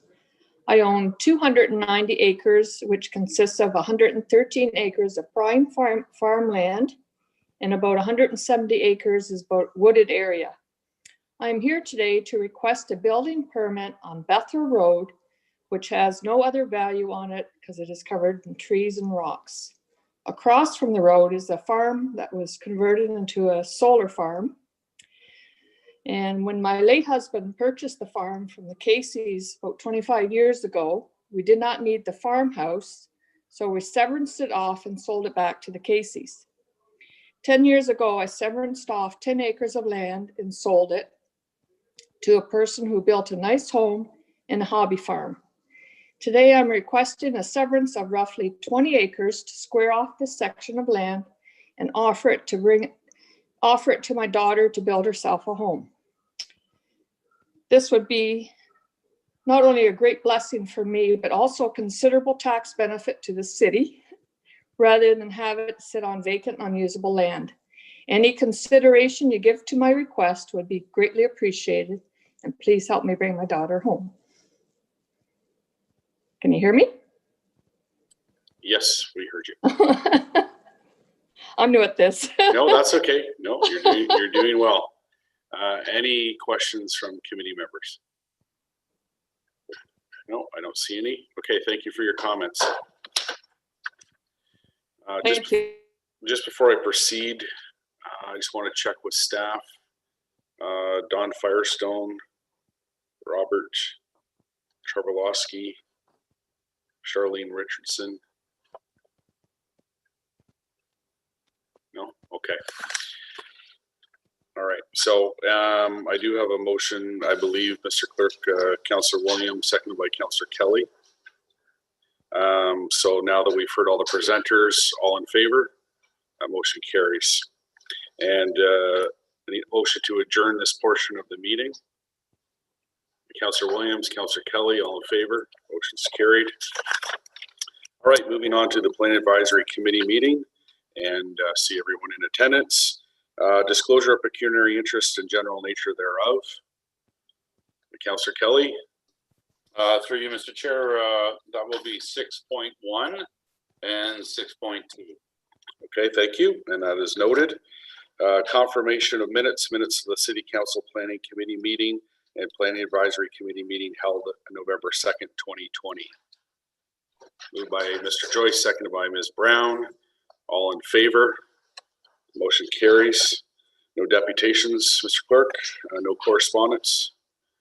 Okay, moving on to referrals from the public meeting. And 6.1, Councillor Kelly is declared conflict. So we'll have staff remove him from this portion of the meeting. Okay. Notice of complete application and introductory public meeting for proposed official plan amendment and zoning bylaw amendment, bylaw 3014, 174 Maitland Drive, former Thurlow Township, City of Belleville, file numbers B-50-3-33 and B-77-1124. Owner is Quinny Broadcasting Company Limited. Applicant is 2777302 Ontario Incorporated. Agent is RFA Planning Consultant Incorporated. Resolution reads that report number PP-2020-58 dated December 7th, 2020 regarding notice of complete application and introductory public meeting for proposed amendment to zoning or to Belleville official plan and zoning bylaw number 3014 as amended, 174 Maitland Drive, former Thurlow Township, City of Belleville, be received as information, and that staff report back at such time as input from the public, commenting agencies, and municipal departments has been received, assessed, and addressed to the satisfaction of the Engineering and Development Services Department. Need a motion. Ms. Brown, seconded by Mr. Baltutis. Any questions or comments? I do have one. The special provisions that they're asking for makes reference to parking in the front. And I'm just wondering, what I want to prevent is a continuous driveway.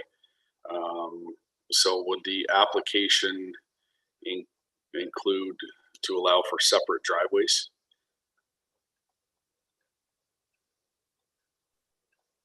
I can answer that, Mr. Chair. It's certainly something that we would want to prevent as well. We would want to make sure that whatever policy might be added or in terms of zoning, actually in the zoning, we would ensure that there might be like a minimum landscaped open space or something.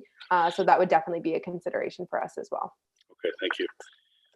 No other questions or comments? All in favor of the motion? It's carried. 6.2, Councillor Kelly's in a conflict and he's out of this portion. Notice of complete application and introductory public meeting, proposed draft plan of subdivision 174 Maitland Drive, former Thurlow Township, City of Belleville, file numbers 12T-20002. Owner is Quinny Broadcasting Company Limited. Applicant is 2777302 Ontario Inc. Agent is RFA Planning Consultant Incorporated.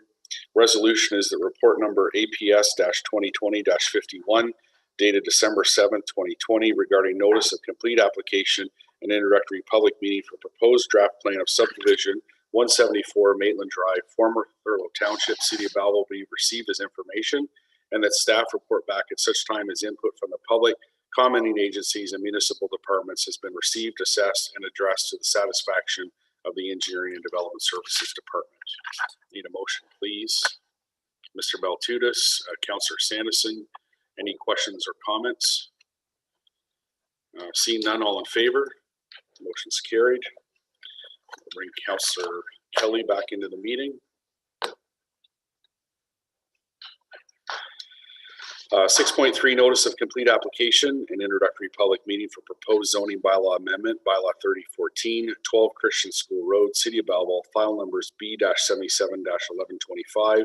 Owner is Ali Dua, agent is Stania Cavedo, and the resolution is that report number PP-2020-59 dated December 7th, 2020 regarding notice of complete application and introductory public meeting for proposed amendment to zoning bylaw number 3014 as amended, 12 Christian School Road, City of Belleville, County of Hastings be received as information, and that staff report back at such time as input from the public, commenting agencies, and municipal departments has been received, assessed, and addressed to the satisfaction of the Engineering and Development Services Department. Need a motion, please. Councillor Sanderson and Mr. Joyce. Any questions or comments? All in favor? It's carried. 6.4, notice of complete application and introductory public meeting for proposed zoning bylaw amendment, bylaw 10245, 116 Frank Street, City of Belleville, file numbers B-77-1126. Owner is Catherine Whitley. Applicant is Keith Watson of Watson Land Surveyors. The resolution reads that report number PP-2020-60 dated December 7th, 2020 regarding notice of complete application an introductory public meeting for proposed amendment to zoning bylaw number 10245 as amended, 116 Frank Street, City of Belleville, County of Hastings be received as information, and that staff report back at such time as input from the public, commenting agencies, and municipal departments has been received, assessed, and addressed to the satisfaction of the Engineering and Development Services Department. Need someone to move that, please. Councillor Sanderson, Councillor Kelly, any questions or comments? Mr. Baltutis.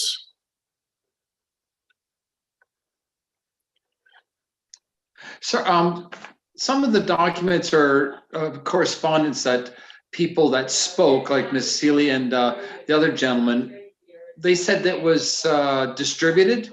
I don't recall getting a copy of any of their comments, I should say. Or should we have received something regarding what their statements were, or their concerns were? We'll go through staff for that one. Thank you, Mr. Chair. So those comments would have been received following the publication of the planning report. I'm assuming their reference to distributing them would be sending them to the clerk or to our planning mailbox. So what will happen with all comments received following the publication of the initial report, they will all be included in the recommendation report that will be brought forward by staff. And if any are received after the publication of the report, then those are the ones that will get sent directly to the committee so that they can be seen as well. Great, thank you. You're welcome. Okay, any other questions or comments? Seeing none, all in favor? Motion's carried. 6.5, notice of complete application and introductory public meeting for proposed official plan amendment 621 Dundas Street East, City of Belleville. Its file number is B-50-3-34. Owner is 225-5718 Ontario Incorporated. Applicant is EchoView Consulting Services Incorporated. The resolution reads that report number PP-2020-61 dated December 7, 2020 regarding notice of complete application and introductory public meeting for proposed amendment to the City of Belleville official plan 621 Dundas Street East, City of Belleville be received as information, and that staff report back at such time as input from the public, commenting agencies, and municipal departments has been received, assessed, and addressed to the satisfaction of the Engineering and Development Services Department. Ms. Brown and Mr. Joyce, any questions or comments on this one? Mayor Pancha. Thank you very much, Mr. Chair. I wonder if I could just ask Director Ashton or Desta McAdam, some of the comments that we've received regarding the almost 30 acres of continued protected wetlands, but also the trail that Mr. Ouellette had committed to extending through this property and potentially deeding it to the city. When this item comes back, having been addressed by the Engineering and Development Service Department, could I ask that two things be included? One is that drawings of where the proposed active transportation path would be, as well as an update on where we would be in terms of having that deeded to the city. And then secondly, an idea of the remaining undeveloped area, these almost 30 acres of potential wetlands. What would be the plans for public use of that? So would it all be, for example, shoreline water to protect for flooding that would be off limits for members of the public? Or would there be, we had some suggestions of a boardwalk, we had some other suggestions of some usage. If we could have that come back again. I'm very supportive of the proposal, but I do believe we have to have a balance of the development that is permitted now that the site's being remediated, but at the same time, we want to protect that area there. And I'll just lastly say that I had an opportunity, as many Belleville residents do, to walk that area in the summertime, and it is very much a wonderful sanctuary. Just like on the west side of the city where the Bayshore Trail ends and there's continued space for it. So I think it's really important for us to make sure that we integrate the plans for our recreation and outdoor spaces along with this development because we can't change it later on. Thank you, Mr. Chair. Okay, thank you. Any other questions or comments? Seeing none, all in favor? Motion carries. 6.6, notice of complete application and introductory public meeting for proposed official plan amendment, part of Lot 3, Concession 3, formerly Township of Thurlow, now City of Belleville, file numbers B-50-3-35.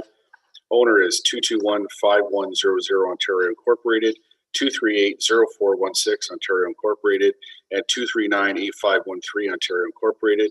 Applicant is Adrian Bax, and the agent is RFA Planning Consultant Incorporated.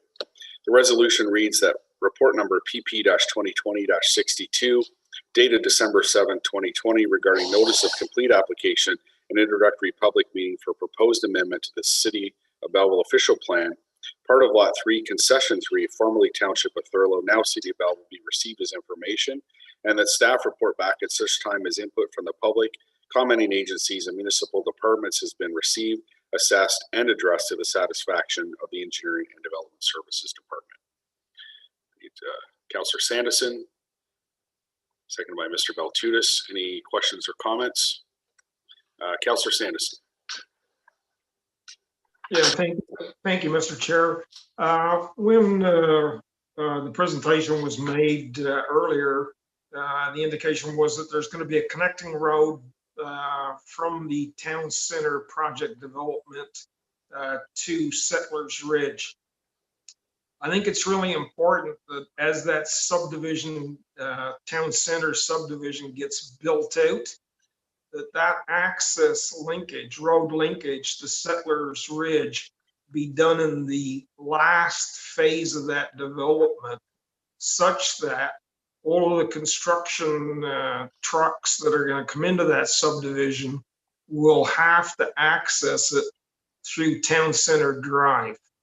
And so I'd like to have those comments captured and get some evaluation back when it comes back to us. Thank you. Okay, thank you. Any other questions or comments? Seeing none, all in favor? Motion's carried. 6.7, notice of introductory public meeting, new draft official plan, City of Belleville. And the resolution is that report number PP-2020-63, dated December 7th, 2020, regarding introductory public meeting for new draft official plan, City of Belleville, be received as information, and that staff report back at such time as input from the Ministry of Municipal Affairs and Housing, public, commenting agencies, and municipal departments has been received, assessed, and addressed to the satisfaction of the Engineering and Development Services Department. Need somebody to move that. Councillor Sanderson and Mr. Baltutis. Any questions or comments? Seeing none, all in favor? That's carried. Okay, moving on to reports. 7.1, recommendation report for proposed zoning bylaw amendment, Bylaw 3014, 847 Thrasher Road, 863 Thrasher Road, and 834 Bronx Road, City of Belleville. File numbers B-77-1121. Owner is Jeff Hannafin and Devin Mulvey, Christopher and Elizabeth Conder, and Peter Hollett and Glenda O'Reilly. Agent is Keith Watson of Watson Land Surveyors Limited. The resolution reads that Planning Advisory Committee recommends the following to City Council. That zoning bylaw number 3014 as amended be amended by rezoning a portion of 847 Thrasher Road and 863 Thrasher Road from prime agricultural PA zone to rural residential RR zone, a portion of 847 Thrasher Road from prime agricultural PA zone and development D zone to prime agricultural PA zone, and the 834 Bronx Road from rural RU 20 zone with special provisions to prime agricultural PA zone. Somebody move that. Mr. Joyce, seconded by Councillor Kelly. Any questions or comments? All in favor? Motion's carried. 7.2, recommendation report for proposed zoning bylaw amendment, Bylaw 3014, 1187 Bethel Road, City of Belleville, file numbers B-77-1122. Owner is David Latchford and Shelley Ann Stone. Agent is Keith Watson of Watson Land Surveyors Limited. And the resolution is that the Planning Advisory Committee recommends the following to City Council. That zoning bylaw number 3014 as amended be amended by rezoning a portion of the severed parcel of the subject land from prime agricultural PA zone to rural RU 28 zone with special provisions to permit parking in association with an existing gravel pit and for a reduced minimum lot area. Need somebody to move that, please. Mr. Baltutis, seconded by Mr. Jennings. Any questions or comments? Seeing none, all in favor? Motion is carried. 7.3 recommendation report to approve new community improvement plan CIP for the city of Belleville, and the resolution is that the Planning Advisory Committee recommends the following to City Council: that pursuant to the Manager Policy Planning's report number PP-2020-66 to approve a new community improvement plan CIP for the city of Belleville, the CIP final draft be approved. Moved by Mayor Panchuk, seconded by Councillor Sanderson. Any questions or comments? Mayor Panchuk. Thank you, Mr. Chair. First of all, I want to thank everyone who's been involved in bringing this project to this point and moving very quickly for these types of processes. We are now able to see this referred to council and hopefully approved and made into reality very, very shortly. So I'm really happy with it, and I think we have we have a happy problem as well in the proposal. At the Housing Summit in 2019, City Council approved the goal of 1,000 new rental units by the year 2025. And at that time, we thought that was a very ambitious goal. But we have already seen since early 2019 about, I think, 525 rental units already approved in the city of Belleville. So we're likely going to hit that target of 1,000 new rental units sometime in 2021 or at the very latest 2022. I'm thinking, and I have no problems with setting the target for the year 2025. And I'm looking and I'm seeing in the room, I don't know if people can see on their screen, but Director Ashton is, he's thinking, great, they're going to ask us for more. And I think, yeah, that's the question I would have is, I know we can amend this when it comes to council, but perhaps if I can just ask a question in terms of how does Director Ashton feel about the fact that 1,000 target rate, will it take us to 2025 to achieve? And then if we would achieve it before, what would be a reasonable target to look at for the year 2025?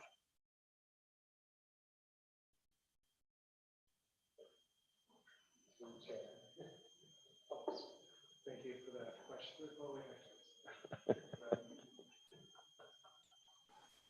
All right, thank you for the question. I think we should look at achieving 1,000 as soon as possible, and then set further targets. I think 1,000 is very lofty, and I think any municipality would be very proud to achieve 1,000, but it's always hard to sort of figure out when developers are actually going to, build and come forward. So for me, I would probably like just to see us achieve the first goal and then maybe set another lofty goal after that, but that's only my opinion. Perhaps we could achieve 1,500 units by 2025, but I would feel more comfortable making the 1,000 a priority, even if it just takes us 2 years and then coming back forward to council and setting another goal. Well, Mr. Chair, I appreciate Mr. Ashton's response, but I think it is a little cautious, and I understand, that when you think about, a brand new official plan, a completely revised community improvement plan, which not just creates a brand new category that people from all over Ontario are looking to us and saying, wow, this is a real creative way for municipalities that traditionally are not in the housing business to have an impact to create incentives. I'll just maybe put him on notice that I'm going to be intending to have an amendment to this next week at the council meeting. I think that we need to be ambitious. I think that we need to send a message out there. The fact that we've already gotten to over 50% of our target within less than the first 2 years, I think momentum is growing, And so we will see more and more interest and we can move forward. So it's good to stretch our abilities. I know we've stretched them greatly in terms of the policy and the planning side, but I think we need to have a bigger number. I appreciate, again, you know, we want to achieve this number of 1,000, but we will do so well before the end of this term. And the question now becomes, what do we do for the following 3 years? And you know, I'm thinking, you know, along the neighborhood of 4,000 to 5,000. And I know that is perhaps a little scary for some people, but the demand is out there. We need more rental accommodations. The pressure it's putting on all sectors of affordability, as well as just an opportunity for people to move home. You know, we heard during the public meeting, a lady had talked about how she wants to bring her daughter home, and she's looking for an additional severance on that property so her daughter can build a house there. But there are many people in a situation where they want their children to come home who have started families, and there is just nothing from a rental accommodation in this market, and is putting pressures on all other categories. And then I hear constantly from employers about the fact that there is just no availability of vacant rental stock in this community, and they need it.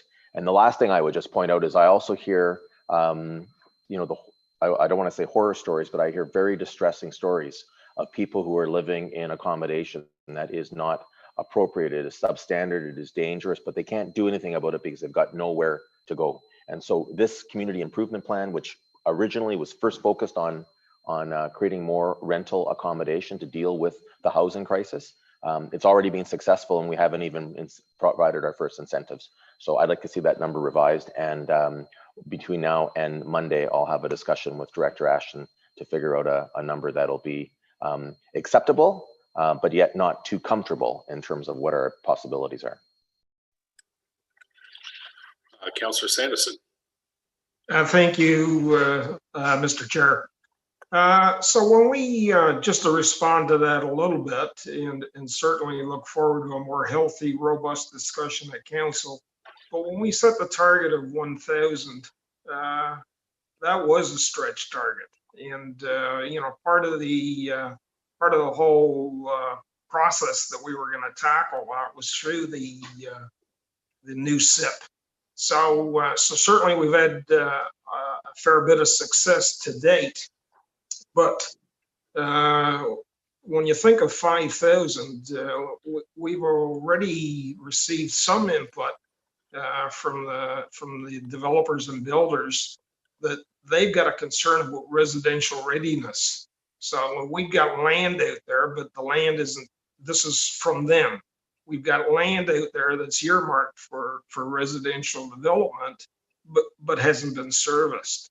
And so it could be a challenge for them to be able to build the units that we're looking for. And I have no problem, you know, once we get to the 1,000, take 5 seconds to celebrate our success and then hand over a new target. That's not an issue, but I think we do need to be a little cautious, that's all.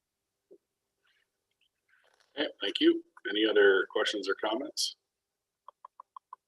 No, don't see any. Well, I would just say that with regards to the revised target, that there are some monetary implications obviously attached with that. And there is some estimations there that staff have provided on these current numbers. So I guess we'll be looking forward to that information as well when it's debated at council. No other questions or comments? All in favor? Motion is carried. 7.4, request to redline draft plan of subdivision approval, phase 1, Parkville Greens, former Hanley Park subdivision, part of lot 14, concession 1, formerly Township of Thurlow, now City of Belleville. It's files ER-75 and 12T-02506. Owner is 248-4234 Ontario Incorporated. The resolution reads that pursuant to section 5144 of the Planning Act, the Council of the Corporation of the City of Belleville approved the request to modify the draft approved plan of subdivision.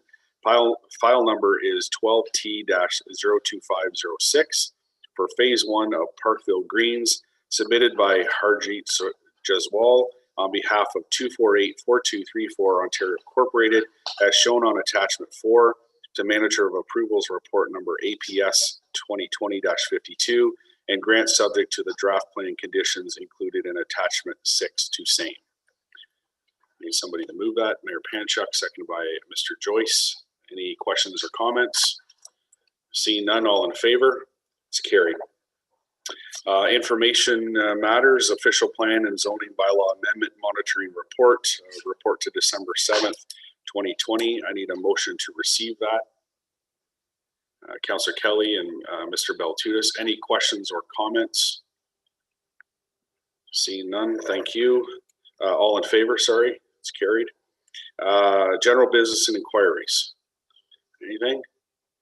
I just have one item I'd like to bring up, and I did have a conversation with Director Ashton earlier today, just with respect to statutory notice, and if planning members will see, committee members will see that we get the copies of the planning notices, and there's a lot of legalese jargon and things of that nature. And I actually read a book about that, how that sometimes we, as government, we over legalize even our dialogue to the point where, you know, what exactly are we trying to do? So I know that we have a statutory notice obligation under the Planning Act, and that's clear. But how that notice is created and articulated out to the public, I'd just like staff to consider some options. For example, some plain language advertising, perhaps, make it much easier for residents to know what's going on. And even simple things with the official plan. I know that the city's done great work in terms of advertising on social media, but we do still have a segment of our population that picks up the newspaper, and certainly even the free weekly that goes out with wide distribution. I just think it's important that we consider having some more plain language advertising as well as the official public notices. So I'll put that out there to staff to consider. And if you have any comments, feel free to interject, but something that I just like the staff to consider going forward. Okay, with that, I've got some closing remarks. The Planning Advisory Committee's applicable decisions will be forwarded to City Council for consideration, forming part of the agenda for the City Council meeting to be held at a future date. And with that, I need a motion to adjourn. Mr. Beltutis, seconded by Ms. Brown. All in favor? Carries.